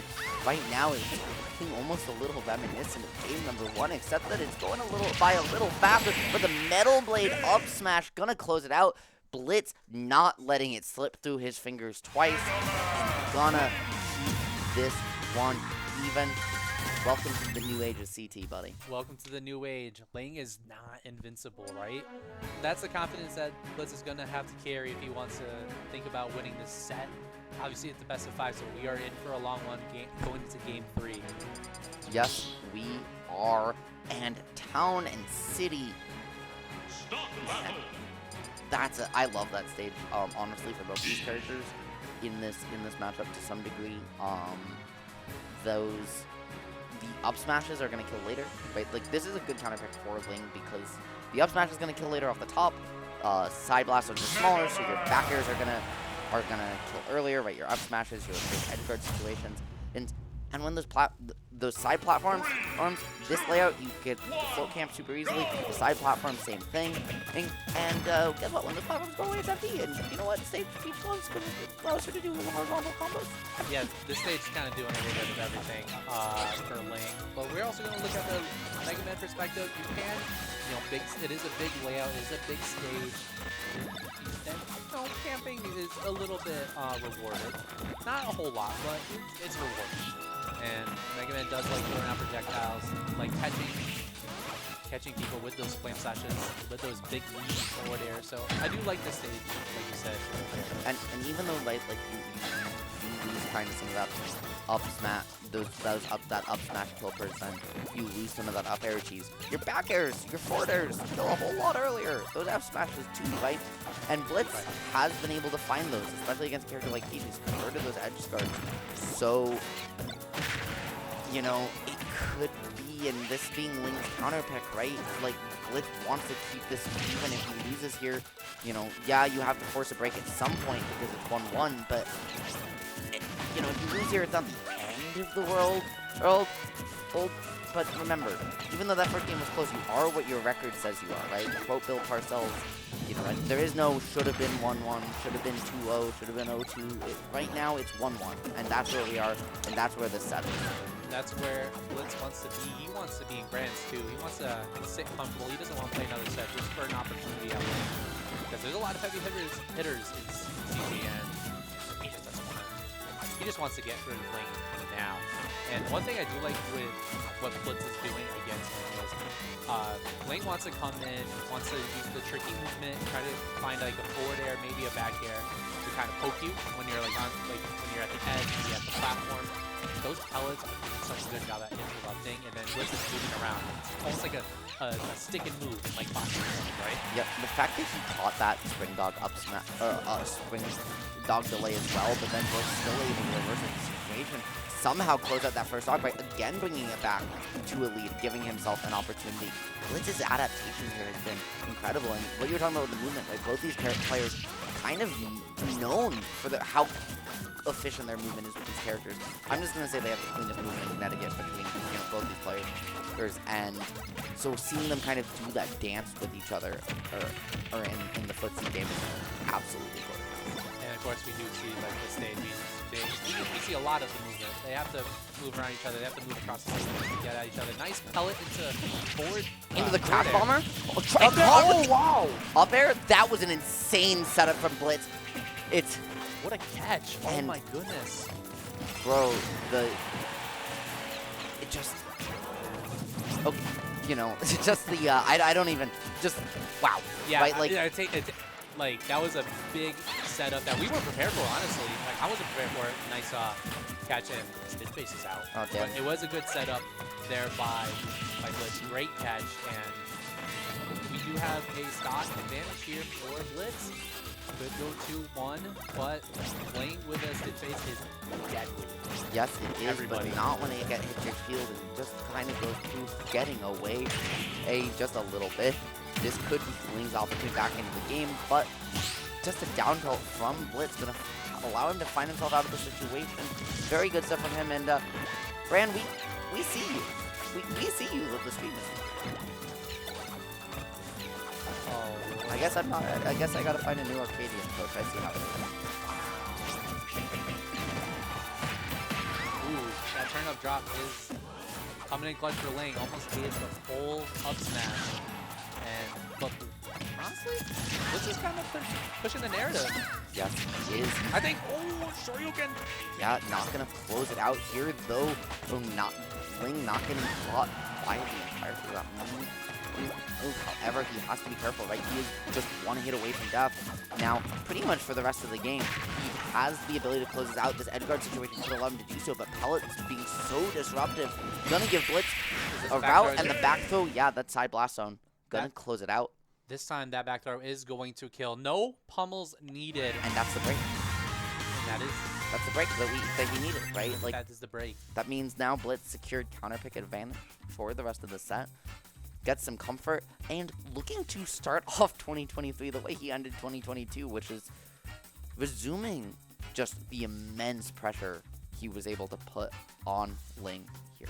After a certain moment, you could kind of see that Blitz was starting to get a little bit too comfortable because Ling was just then falling into a bunch of setups and falling into like metal blades, was just getting pelted by these pellets, and Blitz is just used to that, is used to catching everybody with these metal blade setups and pellets, don't you know? And he's just getting comfortable. He's just getting comfortable in this set. 2-1 advantage for Blitz in these brothers finals. Oh, excuse me, winners finals. But no, you had it right the first time. Look at. Oh, it's back to winners. It's back to winners. Okay. It's back to well, winners. I was gonna say this week I've cast winners finals. I've cast brothers finals. I've cast Twitter finals. Honestly, I don't. Your resume. That's huge. I mean, okay. Anyway, is bringing back Ling just kind of opting to say, okay, I lost on my counter pick. Let's just go back to small battlefields, give you a little bit less space to work with, force these scrap situations, and just try and force you to fight me up close, not give you these opportunities to disrupt my approaches, rack on all that percent, and then really let him Blitz run away with that last game. Yeah, and we also do see the switch up in stage mentality, right? Before we got Town and City, a nice big stage where Blitz can kind of just dance around, throw out projectiles willy-nilly. Ling gonna do a different approach, gonna go a small battlefield, nice and congested, right? And kind of get your hands on them, right? So it's paying off, and you're They're the dots, so I'm going to stop talking about it. Yeah. Well, you're here in a room with Ajax and I, and we talked about Turnip. They're gonna get pulled. Ling trying to find a way to snipe out the stock. It's once again very far down on this first stock, but what we've seen so far this set, right? When he's down, well, he's just as likely to take that first stock himself. Well, having the corner situation, able to rack on a whole bunch of percent. Honestly, this is just rage. And yeah, right? Like, the way we've seen it, Ling finally finding a way to avoid one of Blitz's many ledge mix-ups. Great jump over that F smash, gonna allow him to close the stock out. But Blitz still very capable of finding this one himself very soon. If he can get back down to stage, but 40%, 50 now. Great situation for Ling. Nice little reset with the pellet into the up tilt. And it is an even game. Small disadvantage here for Blitz. Where you can see Blitz is just opting to go ahead and run across the stage to try to punch Ling in the face, right? So we're gonna see. So Blitz is kind of holding forward. Ling is gonna take that all day. He's gonna continue to combo this Mega Man just across the stage. 104. Yeah, 104. Another dot I pulled there from Ling, but he really hasn't been able to find too much of anything off of any of these special property turnips so far this set. Right, we saw the Sit Face field. These dot eyes haven't done too much. No winky faces at all so far from Ling. No bombs, no anything. But so far he hasn't needed it. Really blocking this one down, cleaning up these edge guards, and even Blitz's creative roots haven't been able to save him so far. This could be a bad situation for Blitz. Yeah, and what you said before is with turnips, how Ling hasn't gotten too much out of it. Sometimes you just don't need it. Sometimes just a little base knockback, and Crash Bomber betraying Blitz there. Even still, Vite's still able to allow him to get back for just a moment. Still stuck in the corner though, because his stick percent's so high, anything's just gonna send him towards the post.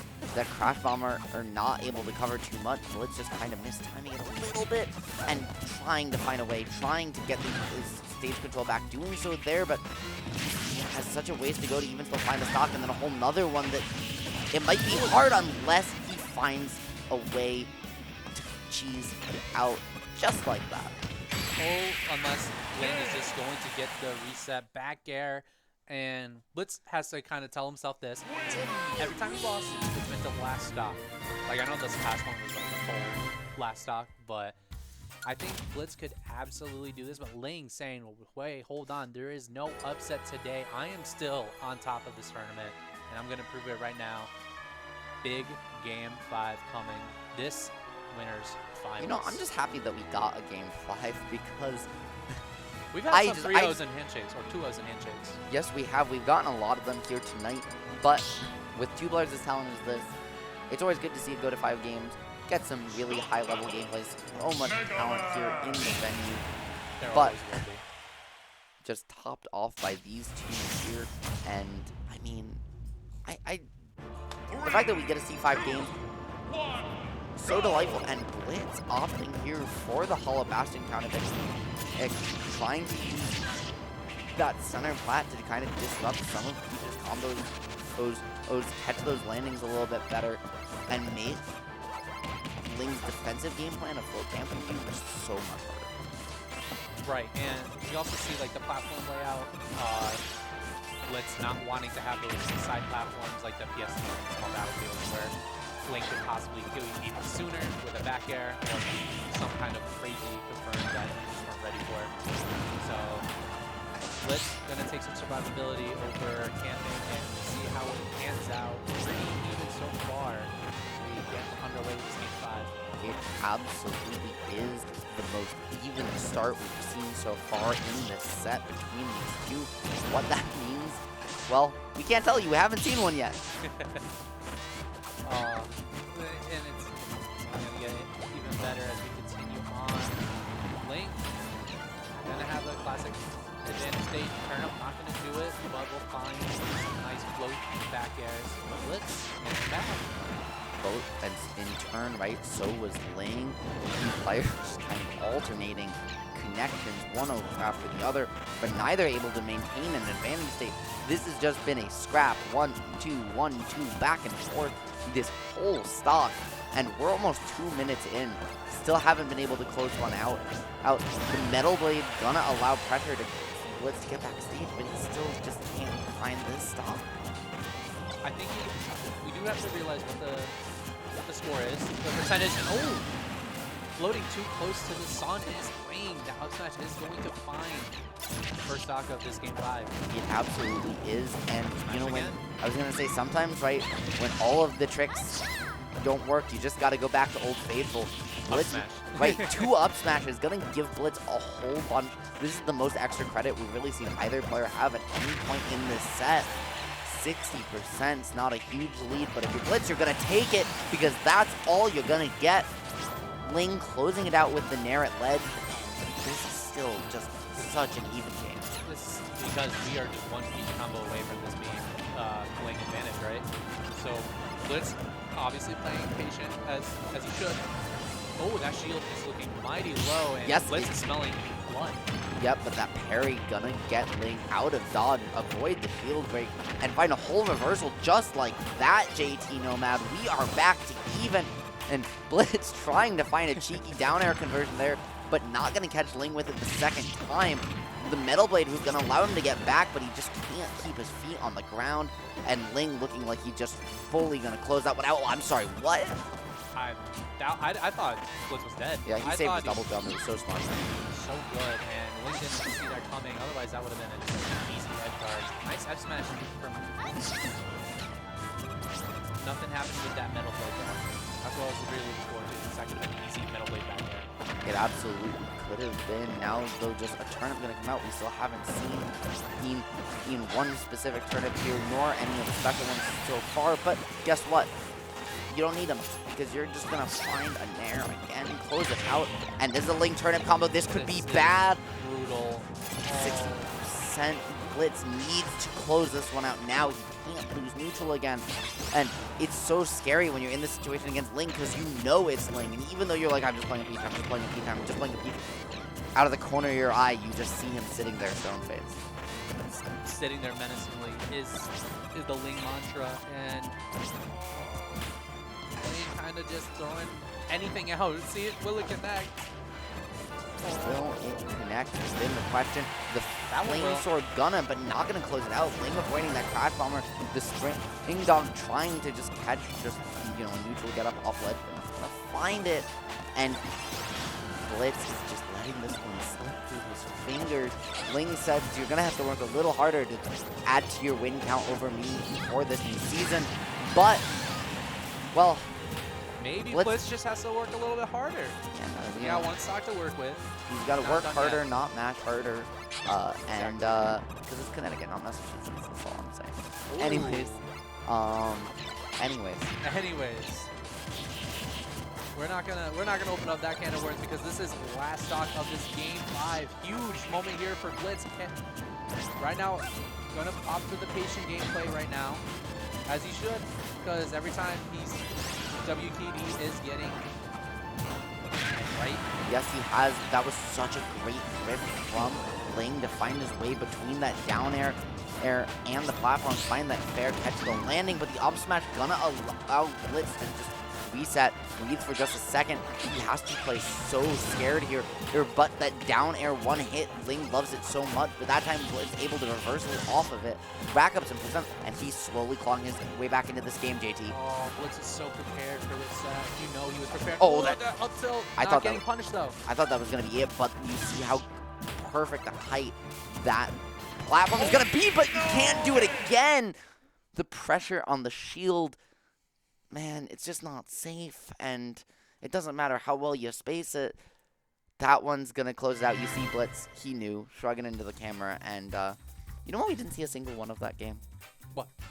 We didn't see a single of a really certain turnip face. You know what? If we see it, I'll do it, but what? I know. I'm just Okay. at this point. I'm just trolling you, AJ.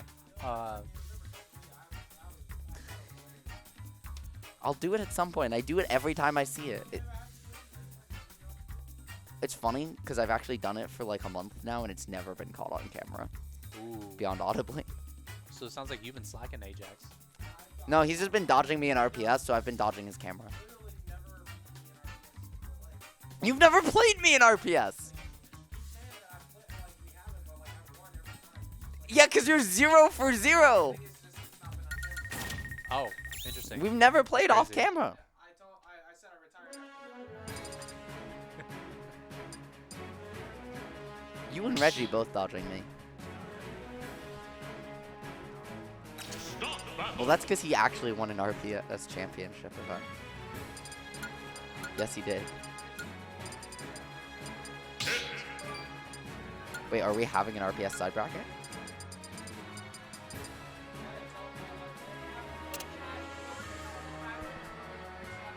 Wait, next Saturday? Oh, I guess this Saturday is. Yeah, Legacy 2, January 28th. You should all be here. Long Island, New York are coming through? Who's coming through from New York proper? Like, do you know who's coming through? Well, if the Reggie Mobile is coming, maybe I'll... It's Blink. It's Blink. We're fusioning. I was at Fusion last night. Now we're fusing. Can't see the top, but you have to trust us on this. No, what's our fusion name? No Mitchell. I don't know. Mitchell. Maybe like a JT. JT Mad. Yeah, no Mitchell was. I No think Mitchell. Mitchell. Yeah. No Mitchell. Okay. I think JT we'll no roll with Mitchell? that. Yes. Okay. Yes. Oh, I mean, absolutely. No, like. I've never seen. We'll work on it. I'm gonna be honest. I've never seen the show, so I don't have any preference for. Because we weren't like. Perfect. Bro, you literally threatened to ban me from the venue for not having seen a movie over the summer. I still haven't seen it. He literally told me I was banned, but he still let me come in every week. I don't know. I thought you just sneak in. I literally walked through the front door. Oh, okay. You know who else has walked through the front door so far? Skink. Gosh, gonna.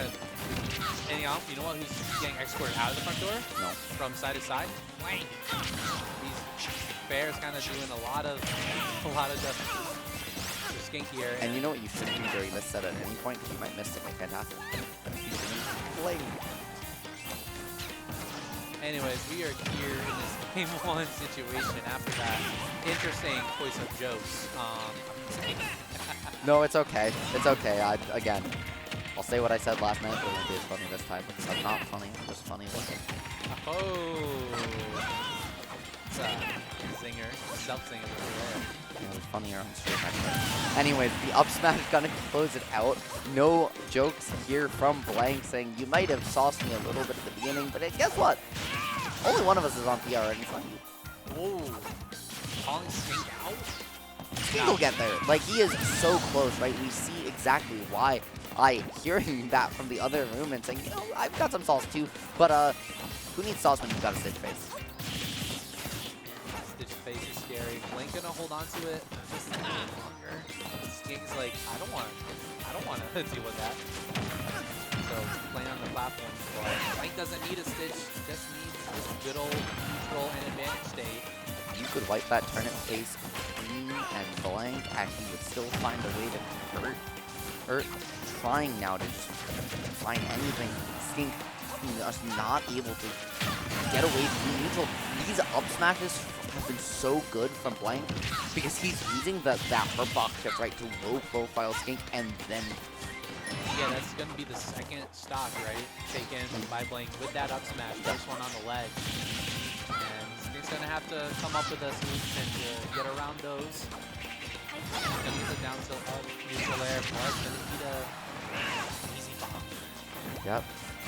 The bomber gonna come inside B, trying to find it, but again, like down air, up smash, Skink 2 for 2. Both these players have only hit one kill confirmed so far this time. You guys know what they want. Stop getting it. They only want one thing, and it is disgusting. Up smash or down air up smash. Up smash, yeah. Exactly. They just want up smash. I mean, I told say, I told you it's the slogan of Connecticut Smash. I wasn't joking. Yeah, up smash. Hero doesn't have that. We got a skinny little juice that sometimes crits. But you know what? It's okay. We're not talking about Hero. We're talking about how Blank is getting Skink off stage. You know, Skink trying to find any way back to neutral.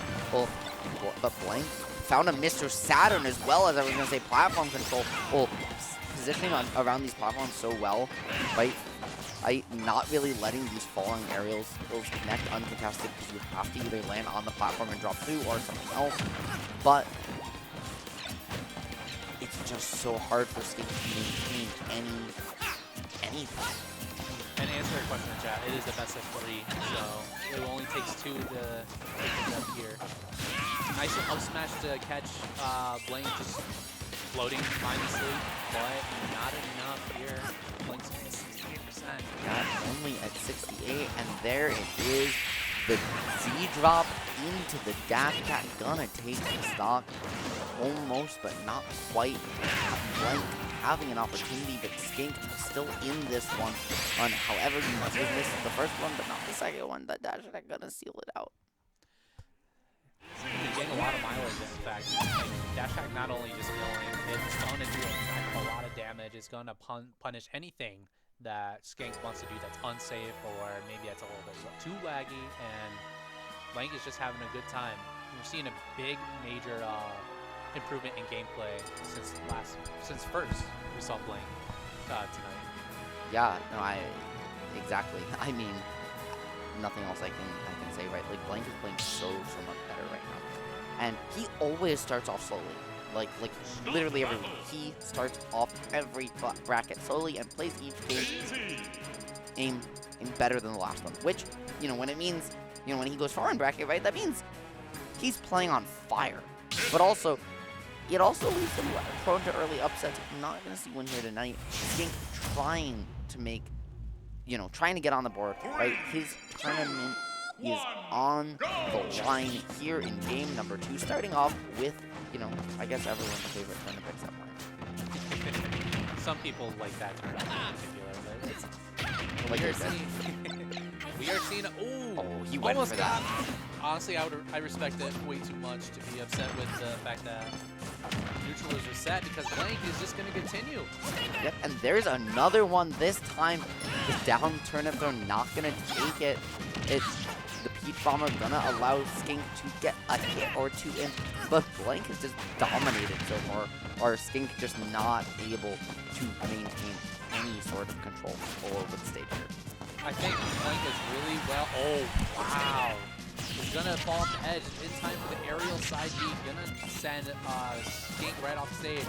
Goodbye to any pressure. That toad is not gonna connect, but doesn't get a hard punish anyway.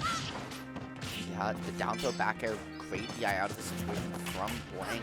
And somehow the fact that Skink is still able to hold on to the stock at 8 just, he's at 160, right? Peach's kill power not always the strongest, but you certainly expect to see it gone by this percent. However, Blank is just starting to get a little antsy on closing these out, right? We're seeing him hold forward, try and swing. He's finally going to get one there with the dash attack, but he's at 82% for that. Yeah, one thing that in this matchup in particular, yes, Pit has swords, but those things are not very well disjointed. They're disjointed, but Blank has, in this matchup, has a lot of ways to get around them, because they're not really following Pit. They kind of are close to Pit's body, and Blank is having a fun time punishing with, like, say, like a turn or a dash attack, as that is a nice back air. Speaking of punishes, right? Like that back air, they're just gonna fade back, come in the clutch, stab you in the chest, close out the stock. The back air down air, not gonna do it. And now this is Skink's opportunity, right? He's got Blank in the corner. He's got this platform control. He can really control float.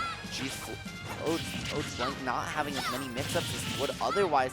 And this is where Skink is just racking up all the damage in the world in this corner situation. Yeah, this was a part of the game that Skink desperately needed. Is now into it, maybe getting a little bit more confident. Yes, he is, but he needs to find his way back down first. This game has, I feel like that's all Blank pulling now. He really just wants to troll me just a tad. But Skink not having any of it, finding a pair of back airs before getting put back off on his own, and these two just are going so back and forth now. Skink has settled down, and since then, it's just neither player is really able to hold on to the stage for very long. Yeah, this game is starting to draw a little bit, you know, one stock each taken, about 4 minutes left in the game, so you're kind of seeing a little bit of a good neutral play, but a stray forward air is going to close out that stock. Skink on this tournament stock. Yes, he is, but he has an opportunity to keep this one even. All these arrows, he doesn't have the most versatile recovery, right? All of her resources from float were gone. She's kind of forced to side B or delay an up B. Skink just gonna put you out with a down smash, send you to the blast zone, and say, you know what? Let's keep this one even. I'm not out of here yet. Yeah, great matchup knowledge, knowing that you can just do that. Nice down smash as you are. Even in percentage is what I was going to say, but Skink kind of pushing the advantage stayed really well here. Yes, but he might have overextended a little bit. Not going to get punched for the first one, but that second one with the up smash, he is, and this could be a disaster for him. He's got to find his way out of the corner. Doing so with that side B mix-up, he's been so aggressive on those in this set, and he's really found a lot of success with. Yeah, I think he just wanted to get out of that corner. He knows like that could be a forward air, that could be a back air, that could be dangerous. So definitely aggressively winning that exchange. Good stuff there. And we haven't seen, right, we're not going to see probably a down throw up or down air up smash on this stage from Hit. Skink probably looking for something, but not going to find anything. Instead, the crown gonna come out and end off Skink's run here at 4th place. That's very respectable. You know, not bad by any means. I didn't tell AJ this beforehand, but I'm actually gonna hop off the mic for a minute. I might come back, I might not. I just brain.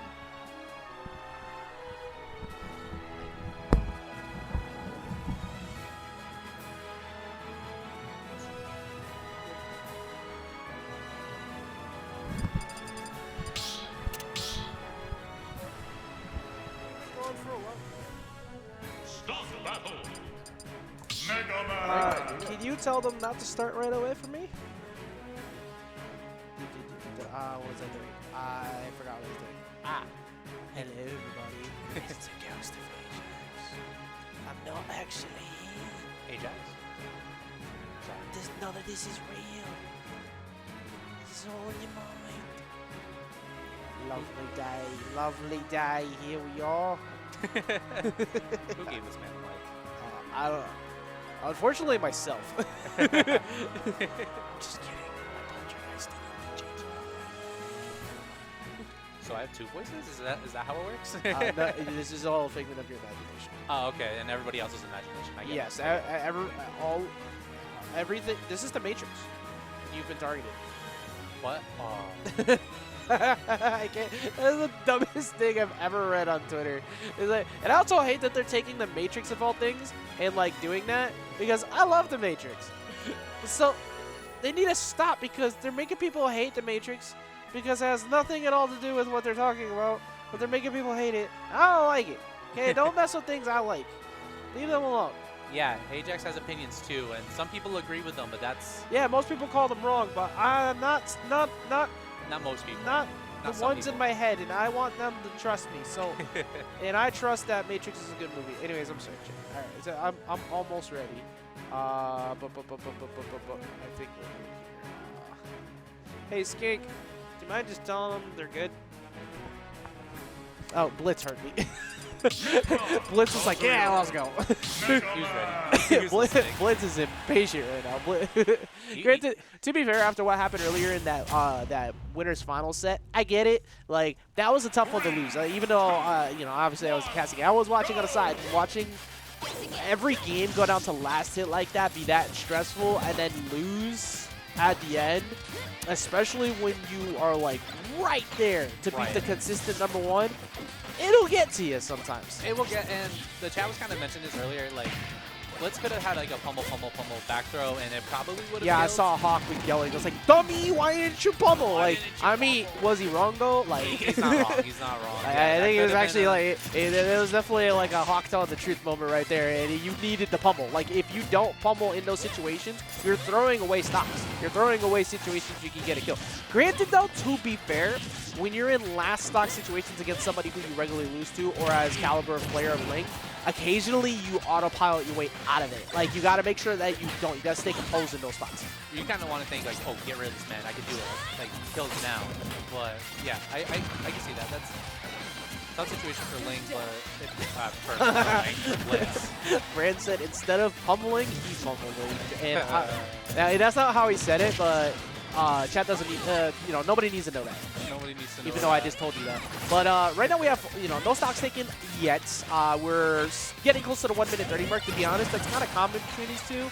This is pretty interesting though of late, Nomad, because for years, like years, Blitz never beat Blank. He has now beaten Blank, I think, 3 times in the past like 2 months. And it's still not that easy to get a dub on all the time. Right. But even with you recently winning and taking the lead right now, there's always the fear because Blank has had your number for so many years. Yeah, and it's almost like it creeps like into your mind, 'cause especially like after losing to Ling, Blitz is probably, unfortunately, probably in his mind right now. Like, I mean, he's probably just a better player, probably, but.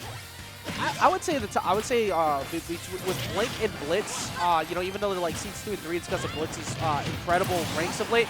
But off of plays like that, I mean, look how minimal Blank took that damage. He only took 11%. This is a set that absolutely can go either way between these two. Yeah, we saw a little earlier. Blank is heating up. Like he had a bit of a flop early in the bracket, losing to the Min, I forget it. Sahara. Sahara, correct, thanks. And, Sahara, Snow and May.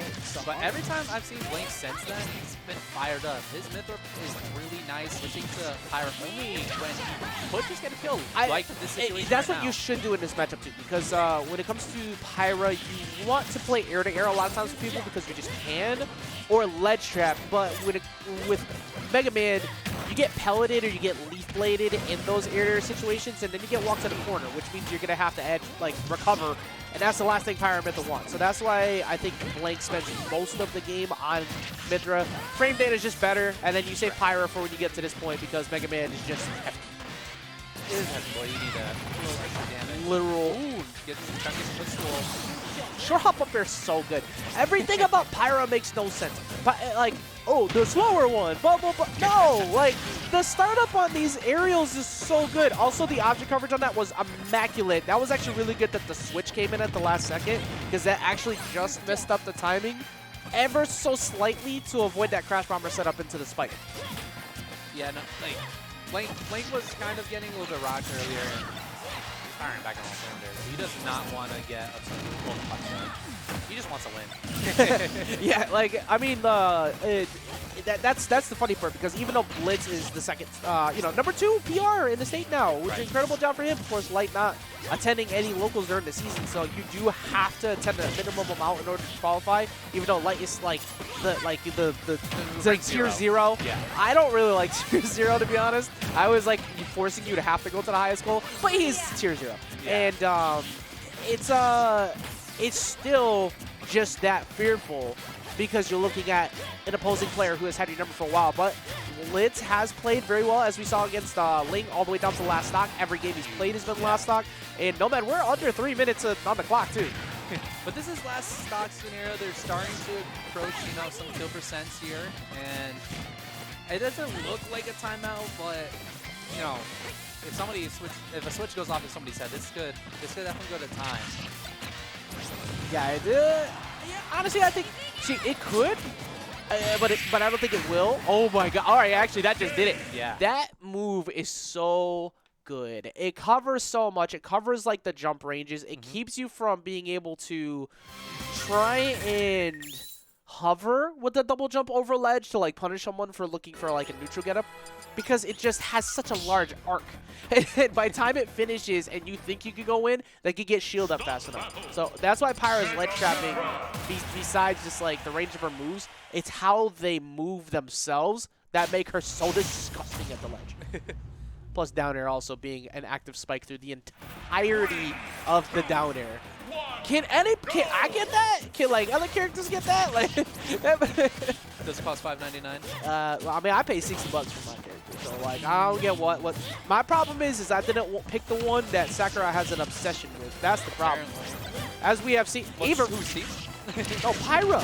No, I know. Oh, I know. Oh no, because I would have joked along with that, but like, you know, this man, he was posting some pretty some specific angles the other day. Anyways, we're back in the match here, and nice little. but right now, oh my god. but right now, this is like still. Very close. It's going to be very close between these two pretty much the whole time. It's not too surprising to me to see that their leads don't get too far apart, but you have to worry because most of the time characters have a hard time dealing with Mega Man, like I said before in the air-to-air game, and then you stare at the Aegis Sword. But that is where you beat them the best, the off-stage gameplay like that. Yeah, they cannot recover comfortably like any other character, so that big like drop-down back air is going to catch way more than it probably should. Blitz kind of trying to get some extra credit. That was phenomenal sequence because Blitz forced Blank to think the minimal hit he could take was like one Leaf Blade. So he positioned himself in a way that no matter what, you dodged the stage, did not take the bear, and instead 860 for that. That was such that was so well thought out. I mean, when they've been playing together for a number of years, those are the kind of things you kind of pick up on, right? That's also the growth of Blitz, too. Like, the fact that Blitz has sequences like that now, where before he used to get, like, 2 to 3 hits in advantage, call it a day. Or, you know, 2 hits off of Leaf Shield mix-ups, call it a day. But now he gets, like, full grab pressure setups and keeps it going. But it is also back, racked up 130. That's Mega Man sitting at 170, finally forcing Pyra to show up. And at this point, Mythra might get the kill, too. Honestly, just go for the frame dead if I'm playing. Most anything will kill, but that jab, 1, 2, 3, and it is even stocks, but Blank's kind of knocking on death's door right now. Yeah, you got to go ahead and get that guaranteed 35% right off the rip. Another one of those, and you're kind of the job is halfway done.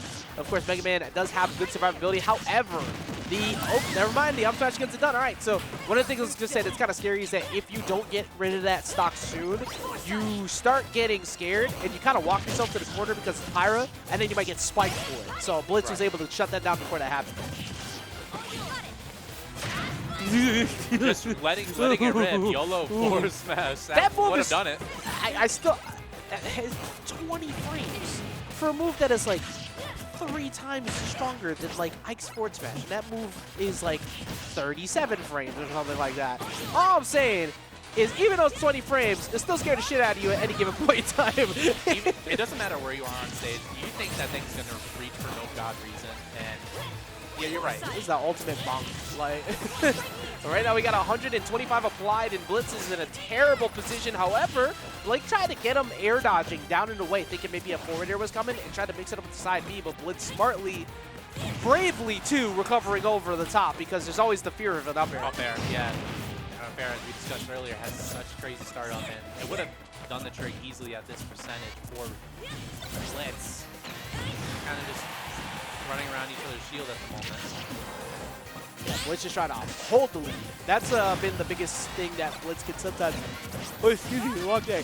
Sometimes Blitz can crack on is keeping the lead in these positions, which he's gotten way better at of late, but as we saw against Ling, he can occasionally crumble on it. This is kind of his game to lose at the moment. I don't really want to say it like that because Blank's an incredible player, but with this lead built, it pretty much is his game to lose at the moment, which he will not let happen as he gets the second game there, Nomad, with that well-placed back air.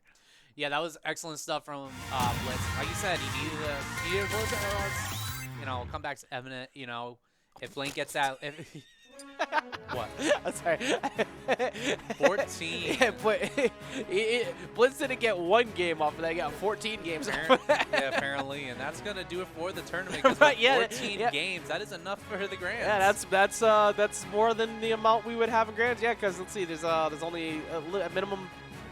Well, actually, well, if we went Game 5, oh wait, no, yeah, that would be. I think that would be the exact amount needed for a Game 10 reset. Right. Plus this. Well, also, they're also all wins, right? So, Oh, not to true. be- They, not to oh be yeah, that yeah. Oh guy. yeah. You're right. They're all wins.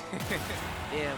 So maybe All right, GG's. He actually GG's. overkilled. It was that bad that he got extra this credit. is Blitz tournament, but we'll see. We'll see about that. This is game 3. This is still Blink set to win here. Yeah, I mean, like we said before, Blake has been playing a lot better over the last few sets after Blitz finally got the job done on one. It did take a while, but he got the job done. If you want more water, by the way, we'll grab more water after. But right now, I think one of the things that Blitz has to be careful of is, even though he played really well with the lead last time, don't fall too heavily into the same pace, because you need to also be able to play on aggression at points, because you need to make Blank fear you. Because otherwise, Blank can build up like a small lead like this and just kind of wait back, which is what we're kind of seeing. Like Blank just standing at center, standing near the platform, saying, "Okay, your turn now. You come here." I mean, and what else can you do with your Blitz? You can shoot off the leaf shield, but Blink's just gonna shield it. Pellets don't reach that far, and you do have this really strong point. So maybe tempo play like for Blitz is something you may have to work around with. It does impress me to see how Blitz gets in when these situations do occur, though. I will say that. Being able to walk through when you're behind against a disjoint character, especially one named Pyra and Mythra, is not easy. You're almost always going to take like 3 hits on the way, but he kind of finds ways to not have that happen. Not that this is happening currently, because he's getting smacked up, getting sent off to the side of the stage. Down air, no, actually no down air. He's been using neutral B off stage so much today, even against like Sora. And that is such a smart call, because that move is so active with very minimal unlag. And Not to mention a straight up tempo play, like you just said, because everyone's thinking like down air, maybe like they're gonna drop down for a forward air, but not neutral. Neutral special obviously gonna slow down their momentum, and it's gonna kill. If it hits you, it's gonna kill because you're so off stage. And great stuff there from Ling. really do just Blitz. You gotta think about it, like even at lower percents, you get caught by that, you might get centered low enough angle, you just don't make it back. Luckily for Mega Man, you do have options to do that, especially with Rush. But you also have to watch out, because that means your air dodge is most likely incoming and a down air is to follow. But very similar to the last game. This is why I was saying Blitz has to be careful about how he was playing at the start. Because look at this. It's exactly a complete shift compared to what was the way it was last game. Yeah, no. And Link's still adding on more. We see the neutral air again. No, the neutral B this time. No, but we're gonna see the trap.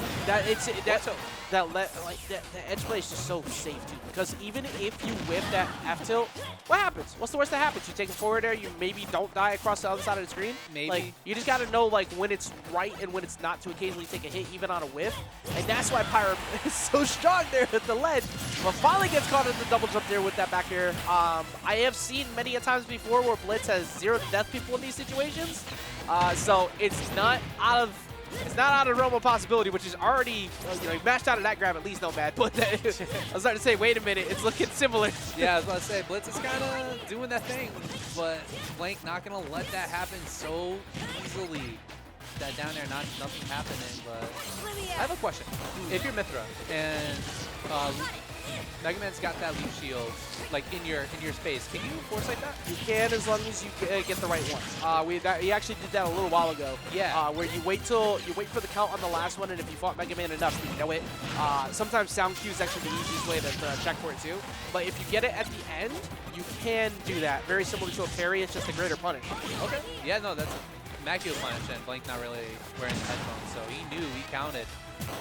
Good stuff there, and I guess that's why maybe this matchup's a little tougher for Blitz to try to get back into. Yeah, Blitz did make him double jump there, which forces the air dodge down and in, so he's going to have to be very careful about how he recovers back, and because he had to recover low, that's a free punish on the Apex at up B, which once again begs the question. There is always the possibility of a very solid 0 to death, because lower percentages, it's easier to line up Blank to go low. And you might be able to snag out one of those hard knuckles on the side. And honestly, even like a 0 to 60, which I have seen Blitz do that tonight, or at least 0 to 50s, to kind of get back into this game, because Blitz honestly just needs a little confidence. There's nothing with that up smash. Ooh, Blank. Blank is playing incredibly safe, which is what you need to do. The main thing is just making sure you don't screw up. There you go. Good job. I like what Blank went for there. Went for down tilt, immediately switching to Pyra. There's a few things that you get out of that situation. A, you just guess correctly like what happened. You get the up tilt, boom, game's over. You mess up, but now your Pyra looming directly underneath, which means short hop up air, double jump up air read, up tilt again, or like they're all viable options. So that makes Blitz more inclined to hold shield, and that's going to give you way more likelihood that you're going to get him to panic and get that double jump afterwards. So smart call. As soon as the hit confirm happened on down tilt, it wasn't even like a hesitation. As soon as he saw it hit, right on the switch to make sure it covered. Yeah, that was some foresight, literal foresight there from Ling to know. Blitz is going to even roll in on the platform. He's going to get the big B up smash. No questions. He's going to seal that game out. And is one game away from getting to Grands. True enough. And right now we're going to see if Blitz can actually find a way to stop that from happening. Or will Blank go ahead and add that incredible win number to their lifetime history? Nobody beats Blitz 37 times in a row. Well, Blitz did stop that, but the win streak can start again at any given point in time. And it could be a very tough season for Blitz if Blank starts to do that again. I don't know if it's actually 37, Sahara, but it might be. It might actually be. It might actually be larger than that, to be honest. Someone Google that. Where's my statistician? Where's my PR panelist? I used to have this stuff. I'm just kidding. I did. Even when I was on the PR panel, I did not keep this stuff on. Oh man. It is funny when people just assume that wow, that's actually just gonna do it. When people just assume like us at a major that we just have access to everybody's stats offhand. Like, no, I studied this the other day. I used the stat stuff, the PG stats when that was a thing. You did. Oh man. Anyways. Oh no. But like it just keeping track of all these things with all the history. Right. Well, this game's been out for a while now. It's hard to believe, but it has been.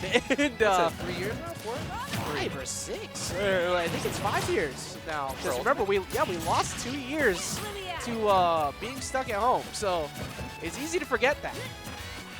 Yeah, time flew. Yeah. And we're currently in like the 5th or 6th year, maybe 7. I don't know. Well, yeah, actually, it's definitely not 7. But time is fine. 4 years. It has not been 4 years. No shot. December 18th. All right, never mind. Time is just blending together for me at this point. I swear it's 5 years. Y'all are lying. I mean, math checks out, right? No, I disagree. I'm the one who's speaking on the mic, therefore I tell the story. Ooh. Granted, I can't wait for the YouTube comments later to tell me I'm wrong because I'm actually wrong. Well, right now we have 2 stocks to 3 once again. We're in the 5th year.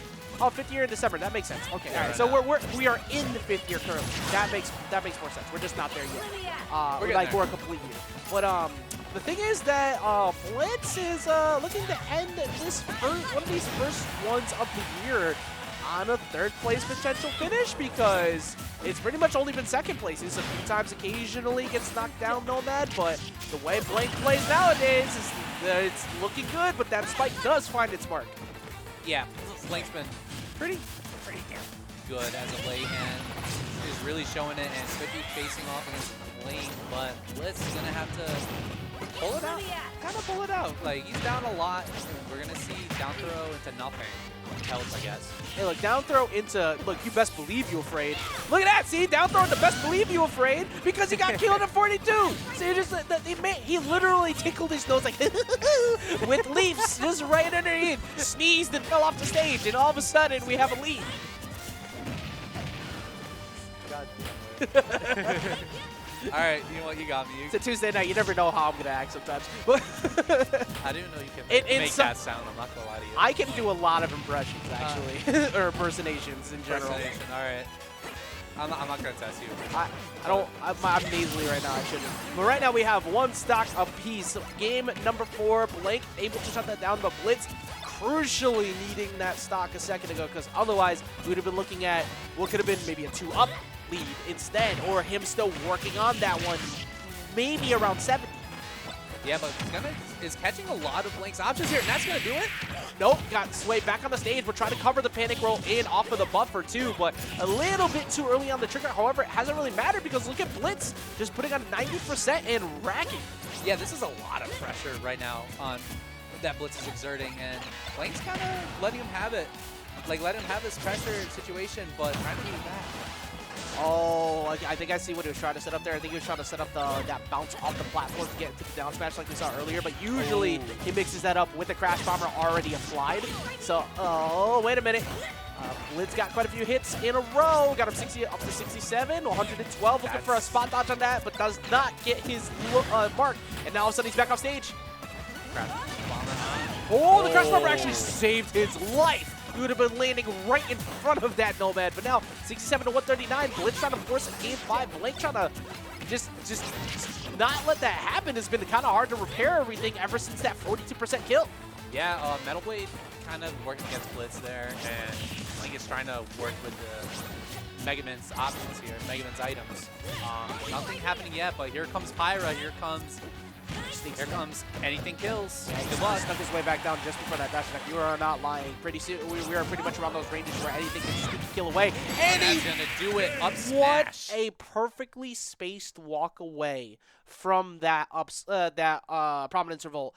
And there's a big reason why that had to be spaced as well as it was too. Because as much as that move seems like it might be extremely laggy, it's mid-laggy. It's not that crazy. But if you put up shield, because of the initial dash and drop, you're probably not going to get back there quick enough to get the up smash. Instead, Blitz never let go of the initial dash.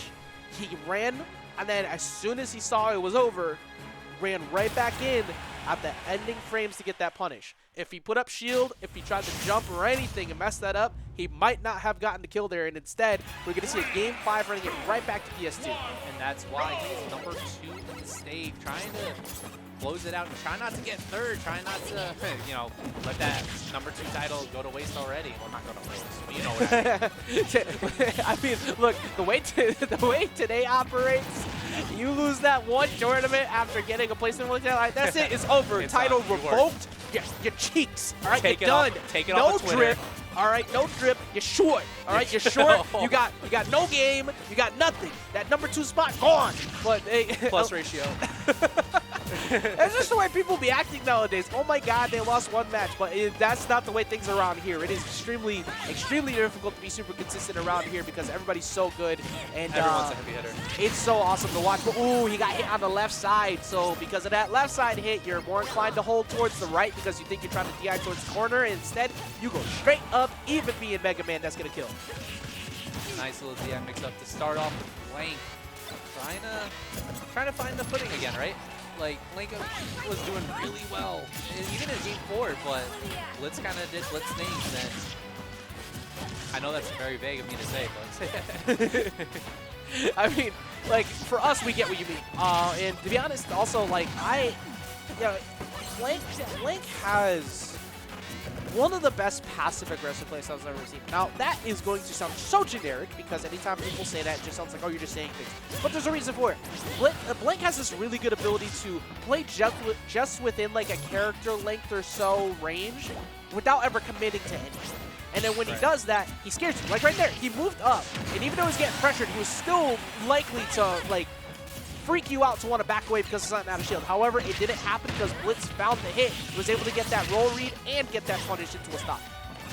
I mean, it almost seems like Blink's really good at making you press buttons when you didn't need to, but Blitz a little too wise of the weary to do that. But Foresight is actually not going to do much, actually. I was hoping that Blink would actually make you sound cool there. Sorry, I wasn't giggling at you. I was giggling what Don has piped in the chat. Voice that gassed me up so I can fart. That's crazy. Right now. What is that, man?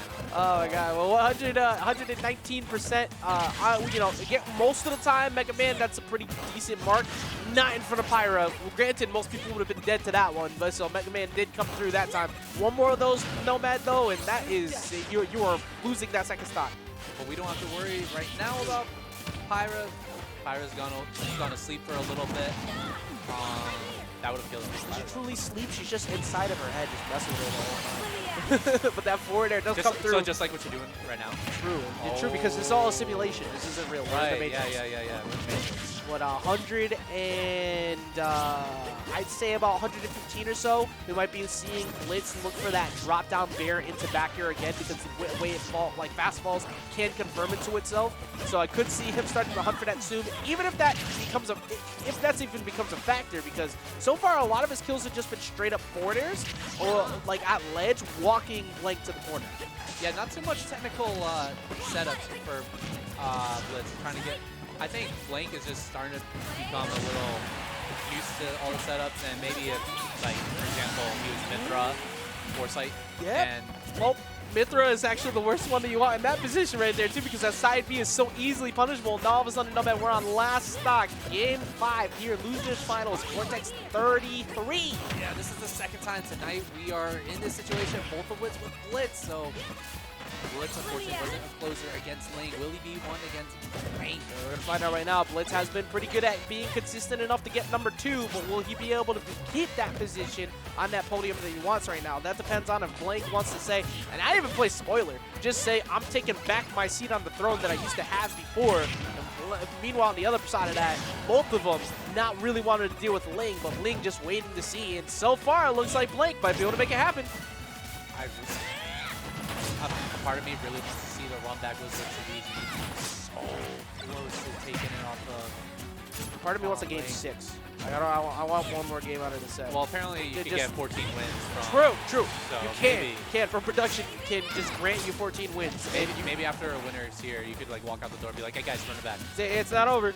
And speaking of which, it's still not over for Blitz right now. 171% to 46. But here's Pyra. And that shield is extremely null now. Yeah, pretty much anything can shield poke from this point forward. That Crash Bomber allows him enough time to get some back. But even that, Nomad, you see, it's still barely saving over the top of his head. He doesn't have many mistakes he can make. That down smash wasn't enough. Like I said before, even Pyra doesn't need to be here. Where's Mythra? Mythra can get the kill at this point. Oh my god, that dash attack low profile, the forward air. So that actually, I don't know if that was worse or not, because that ended up leading to Blitz getting a ledge trap. But Blank looking for, it looks like Blank's just kind of hunting for the kill route rather than actually having a plan. And that is usually how people lose. When you're playing not to lose instead of playing to win, you start messing up. And now all of a sudden Blank's taking a lot of straight hits. Dash to come through though. Here comes Pyra. Another straight hit. Will you see the neutral B? No. Crash Bomber setting him up a little bit higher. Gives him a second. Can he get much higher than this though? I don't think so. 204%.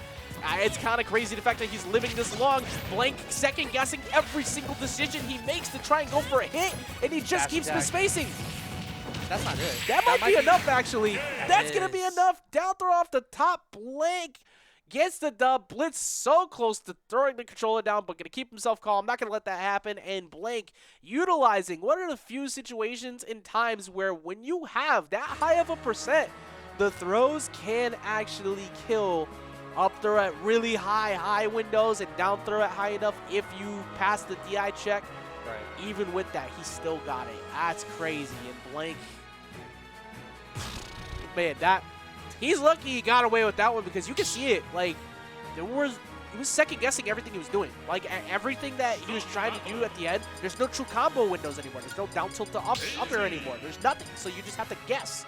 And a lot of times it was literally microspace perfectly. There was a couple of dash attacks that were just pixels away from hitting the Mega Man, but is going to get the grab. And since you're at 200%, it's not uncommon to see like non-killing throws kill. No, not at all. Especially with Pyra, because Pyra just to be honest, those are the things you need to know. Like, yeah, as a player, you need to know that stuff. It's like, oh, it doesn't kill to 214 as a throw. Good.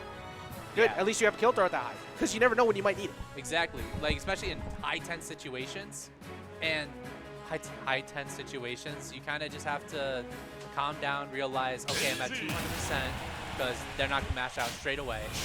I'm gonna get this throw. It's gonna be a nice kill, and I'm gonna stop talking about it because we have Peach Daisy to do. That's right. It's now time for the Queens, girls. You got I was about to say lazy.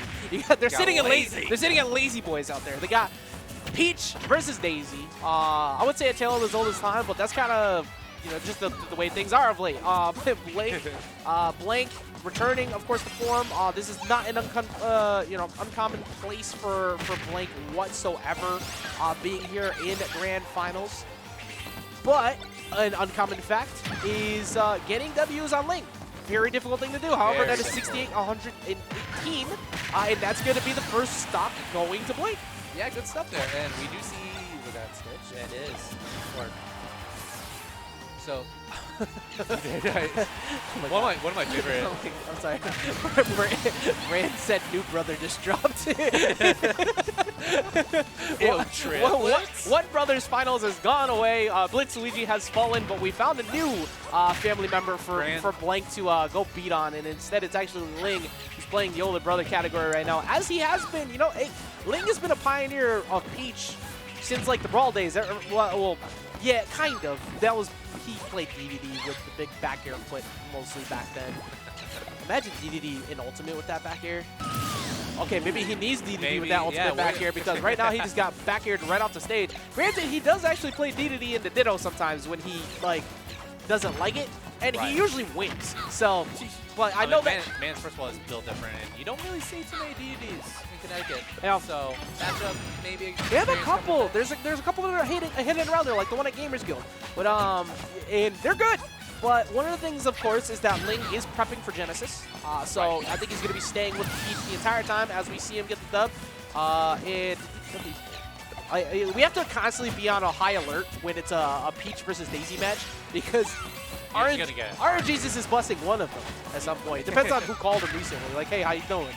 But, well, they're the queens after all. Well, did you check in more than the scam calls? That's what matters the most, because scam calls be making sure I'm doing just fine. Granted, they want nothing but money from me, but at least they're checking in how I'm doing. Yeah, I mean, kind of similar there. Playing unfortunately for normie turn-ups, as I'll call them. Oh, but he does get that high-pitched slap to the face, the whap, as he goes right over the top of his dome piece with the crown and says, "My kingdom is better than yours," as the first game goes to Blank. Which is good to see, to be honest, because I've been watching Blank of late, and Blank was such a key of consistency for so long, but Blank has actually had some I won't even say crumbles. He's just like, I had cracks in the armor of him, and it's been against good players, and it's been against some solid players, but usually you would never see that. And to see Blank now making his climb back through the losing side of bracket in a very good fashion at that, against, you know, Zeke, who had beat him last week, Clive, who does very well against them in general, Skink, who's been on fire of late, and also Blitz has been beating him of late. He got through every one of them. So I'm loving to see the return to form here from Blank. Yeah, definitely a hellacious losers run that Blank had to go through just to get into the grand final situation. Second place guaranteed, but he's trying to go for first, as that floor there not nearly doing it, but it's pretty close. He's getting it done for sure. That dare covers him at the ledge, which does, of course, set you up to that position where you basically have to go horizontal right at him, or you go underneath and hope. But if you go underneath and hope, most likely you're getting hit by Nair anyways. And, the footstool. I'm going to call it unintentional. If at least the kill, it's always intentional. Yes. And it's like, it's intentional. Totally. I believe it, actually. Like, look, I have been on the receiving end of many of Peach. Yeah, he wanted another one, actually, right there. No cap. That one, he is looking for it. That was supposed to be a message sender. Like, which would have been huge, too, because that would have been a 40% knockout off of another footstool. It's like, goodbye.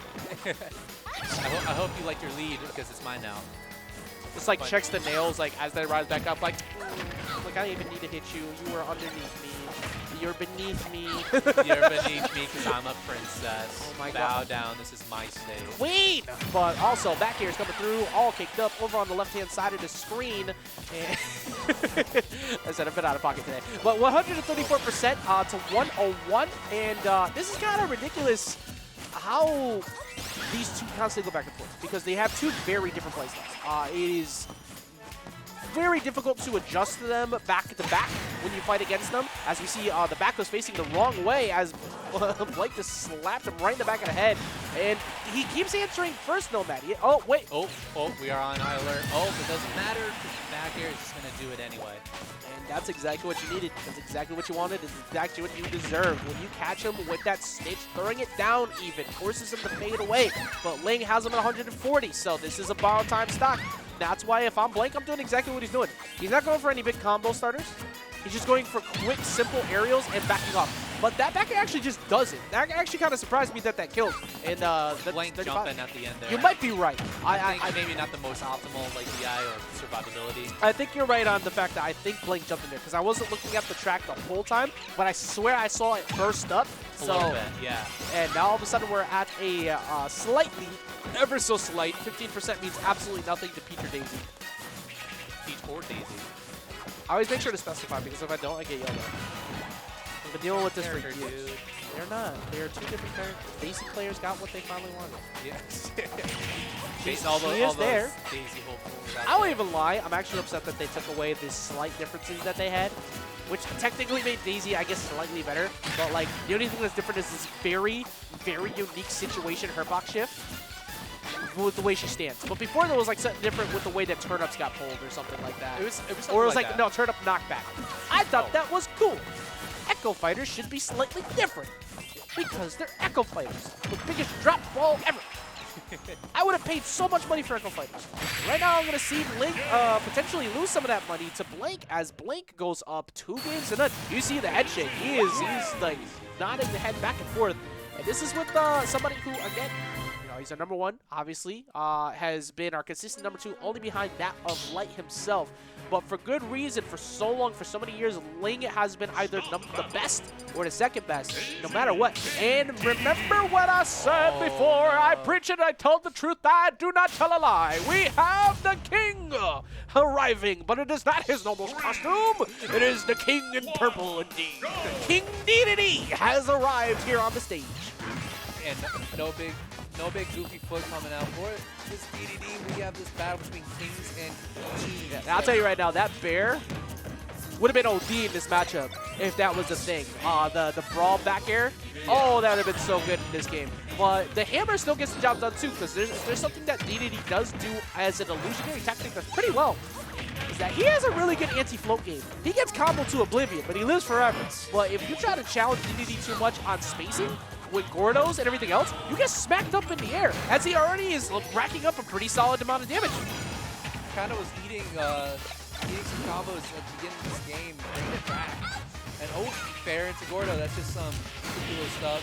That was really good DI. That just shows you how much experience Blank has fighting against DDD. Yeah, because I died there. Yeah, there's more history to this than people might realize too. Like back when we used to run these out of the house, we had Towers Takeover. This would occur more often than not. Really? Yeah, the Ling would almost always use the DDD in this. But then afterwards, he was like, nah, I'll switch. And but the back air does come through, he gets him the first stock. However, that doesn't really matter too much because it's 135%, so that is not that much of a difference between the two of them to be able to get the job done. Not too much of a difference, and that Gordo is going to do it off the top. And this is a very even match so far. Maybe this is the answer that Ling never knew he needed. Well, I guess he knew he needed.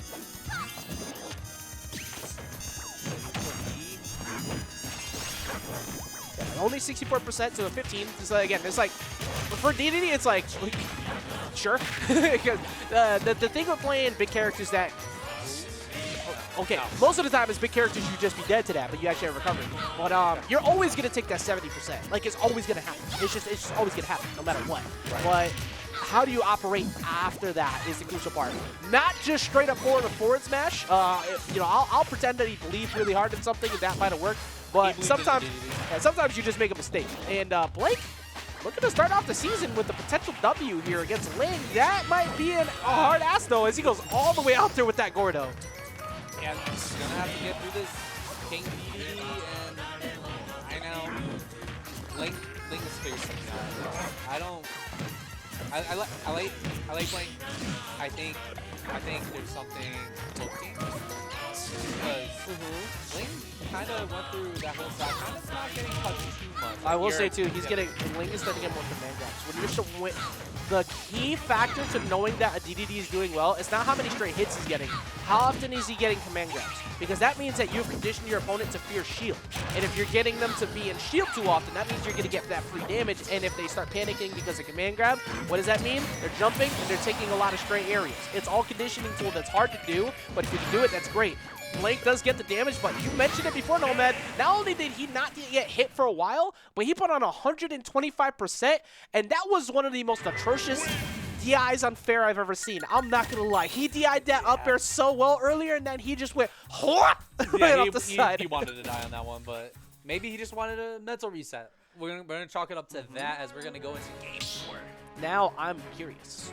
Now, here's the thing, right? This is where I actually am not the biggest fan of the way the rule sets work. He's gonna stay. He's not going to switch. But one of my things that I'm not a huge fan of in Smash is the fact that we don't get locked into the character we want to. I think you should be locked into the character you want to, because that's the way traditional fighting games have always worked. And if Ling decided to, he could have possibly switched to Peach in anticipation of countering the Pyra and Mythra. Because if I'm Blank, I look at Dedede and go, huh, I could probably smack that up with Mythra. Not that Ling hasn't beaten it before, but it's significantly more difficult than the Daisy, I'll tell you that. Yeah, that's gotta be right. I guess that is a very good point. Like, I guess character selections are very. It's a very gray area that hasn't really been answered yet. I think Smash too heavily rewards winning. And when we see Blank fall there.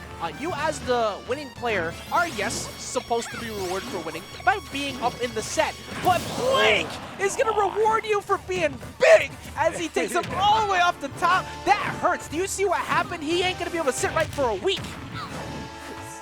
Someone you see what happened from the win? Someone called the doctor. Yeah, we even buy him dinner or nothing. That's crazy. But right now we got 2 stocks apiece. But yeah, basically, long story short, I think that the person who loses is supposed to be rewarded a counter pick option. That's the point of it. Counter pick. You lost, therefore you are an advantage going into the next game as an attempt to try and come back. That's why being locked into a character has always worked in fighting games, and that's why it should be a thing in Smash.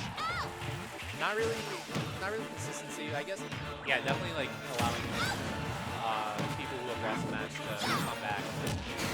Oh my god, I thought he was gonna die cross kick.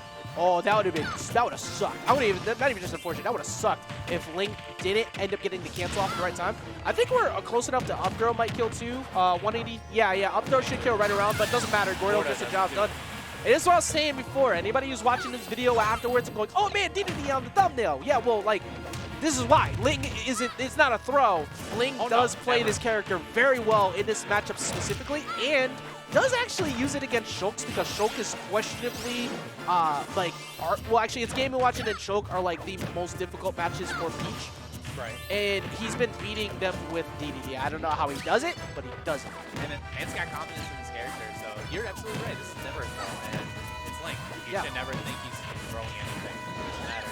I remember he had a Kirby phase for he used to play Kirby a while back in 4 and some such. It was Kirby is like that weird, like, kind of works against Fox, but doesn't really. The third brother.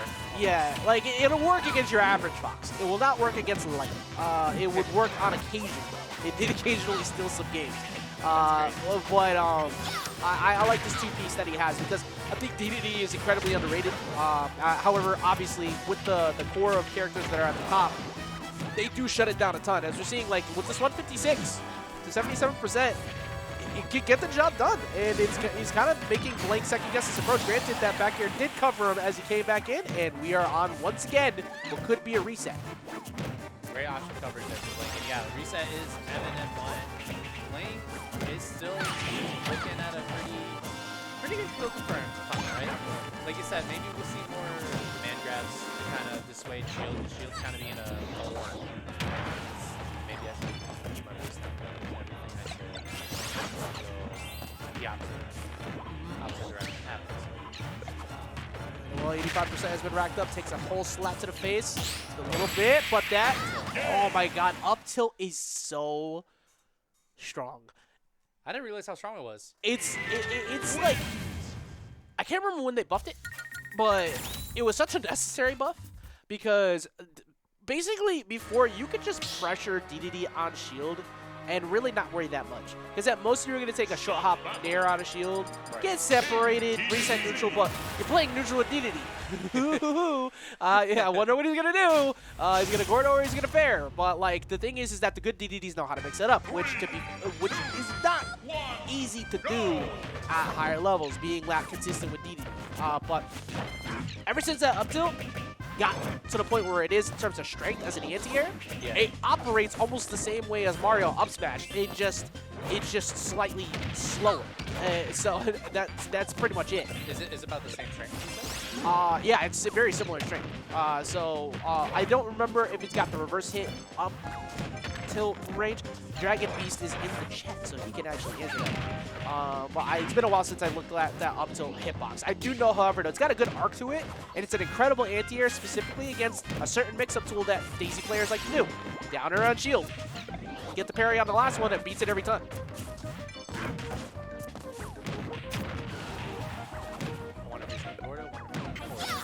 Also, does Ling have, like, the power-up right now because we got the... Oh, did we ever talk about it? Wait, did he select that music?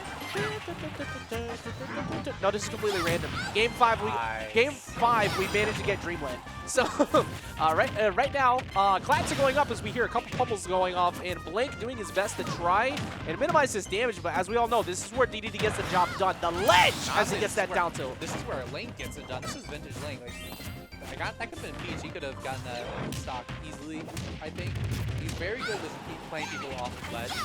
And it shows. Oh, remember that's got some armor to it. This is like just the matchup familiarity that Ling has in playing against him. It's crazy. And also, you were just saying it, and I completely was overlooking. This is Game 5. And now we're at what could be the end of the tournament. This is Blank's tournament life right now, potentially about to get reverse 3-0'd by Ling's King Dedede. I mean, I think we all would have gotten reverse 3-0 by Ling's King Dedede. That's the majority of us. I mean, look, this Dedede has a set against Light at some point in the history of his lifespan. So, like, that just goes to show you how good it is. But the fact that he has such a good ratio of W's against Peaches, oh, that's bad. He got his double jump rip. Oh, I will take that up air any day compared to that back air that he would have normally had to take if Ling didn't screw that up. Blink back on stage. What does Blink have to do here? Like, because Ling is not being on the I'll ground. tell you exactly what he needs to do and what Ling is not letting him do. He needs to get a big combo starter. He needs Ling to be on the ground and find a down tilt or something. You see how Ling is platform camping to make sure that doesn't happen? That minimizes what Daisy gets. You're at most going to get 2 hits or maybe 1 solid one, and instead Ling said, absolutely not. I'm going to keep playing on the platforms. You want to hit me once? That's fine. But otherwise, I'm going to play up here. I'm never going to let you get that big combo. Like, ever. Wow. And now look at that. Now, and see, he made one mistake and he took 2 hits for it, but he switched it up to go grounded to try and see if Blank would double jump at the platforms again to get more punishes. But since he's been playing grounded, look at how much more damage Ling has been taking. Yeah, I guess the adjustment not really working, and Forward air once again covering the dodge in, man. He's been covering that roll in so much. Blank is having a very difficult time here at the ledge. That setup is so good because even if you block it, you get shield poked by the Gordo afterwards, so you don't actually ever lose that interaction. You keep it stuck to your favor. 71%. Ling is staring down his Stitch face though, but he gets sent back in towards the stage. Yeah, super unfortunate there. Oh man. Like when plot armor is on your side. Like, yeah, they said, oh wait, he's the number 1 to say, oh, we got him. We got him. That protagonist privilege right there, but he just stood still waiting for him to try and jump over him, end him with the up tilt. He's got a little bit more time he's got to work with first, see if he can finish it. 3 minutes left on the clock. There's no chance of a timeout here. Can close this out. He's getting pushed. First time we saw Toad all sets, but that Gordo is gonna do it, and Blitz, Blitz is so disappointed. Look at Blitz's face. Look, see, here's the thing. I told y'all before, I'll say it again, that we're no longer the Ghost of Ajax. I can actually finally join y'all for a second over here. I don't lie to you, okay? I speak the truth because I try to tell you. I try to build up the story. One of y'all got really excited and hit this table and like completely changed my angles. I was like, why is it tilted? It could have been one of us. You're like in the wall. No, I know. You don't No, I need know. to be in the wall. You can move over. I promise you. Like I'm when I said I locked y'all into the the back room here, I didn't actually mean it. Oh no, this is my corner. This is where I sleep. All right, yeah, actually. JT wasn't supposed to tell you that, but Help. you know, again, Ling's Dedede is there for a reason. And as Hindsight is saying in the chat, it's something we've discussed personally before too. It is like that thing is specifically meant to counter two things: opposing Daisy slash you know, the Paisy players Peach and Daisy, or Shulk for some reason. I don't know why Shulk. That but doesn't make sense. it also really. I don't. It doesn't. Maybe we can. It really doesn't. I don't get it. Like, I think the only reason why is because I think Dedede actually lives a long time against air slashes off stage, and he can actually recover high enough around it. That's it. Because air slash and fair are 90% of the reason why Peach gets destroyed by Shulk. Because you're float and you just can't do anything. You can't. You can't live. You can't recover. You just get smacked every time you try to get back on stage. It's an atrocious matchup. If any of y'all have ever played Detroit, oh my god, I can literally can't say it. Detroit, the Detroit Paisies. The Detroit Paisies. If you ever played Peach or Daisy against Shulk, you will understand. But yeah, still, Ling taking it home here. Vortex Legends number 33. After struggling a little bit with the match against Blitz earlier, and then the match against Blank a second ago in the Ditto, which he never struggles with.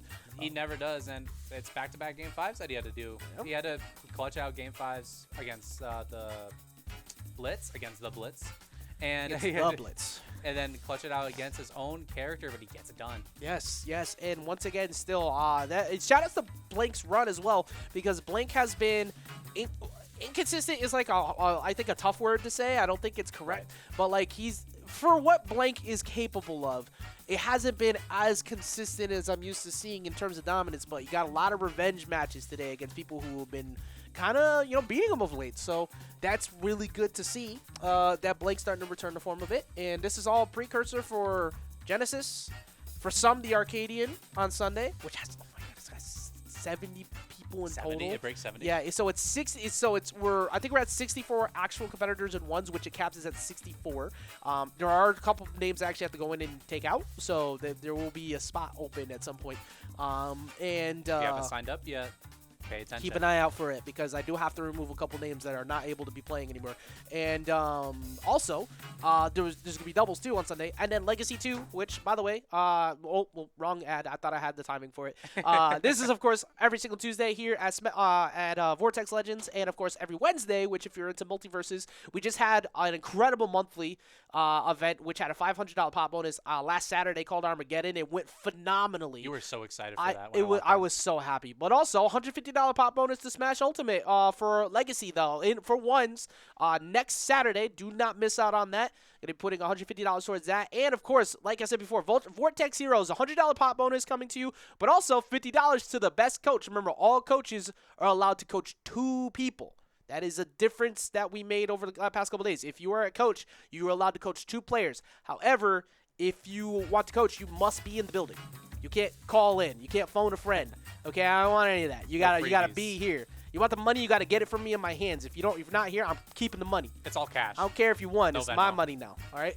But that's gonna be it for us here tonight. Thank you so much for everybody who tuned in. Of course, I always appreciate y'all. Thank you for sticking on the whole time. No, You of and course. Ritual had really good chemistry, honestly, earlier. I thought that was great. And for I think the second time I've ever heard you up here, you did really good. So Honestly, it was my first.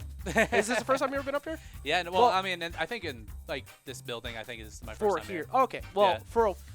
I will be the first to say, hopefully it's not your last time over here. I think you did great today. So thank you all. Y'all have a beautiful rest of your night. You already know. Make sure you like, follow, and subscribe, and check out everything that is VGBootCamp as well. We always appreciate them and everything they've done for us in the community, for just putting on an incredible show and all the events that they do, and letting us have the opportunity to stream this not only every single week on VGBC2, but to put these matches on VGBootCamp so people can get the best opportunities to get their names out there and all that good stuff. But for now, again, one more time, bye-bye. Good night, guys. Let's say goodbye, okay? You have a good night. Goodbye. Thank you. Bye.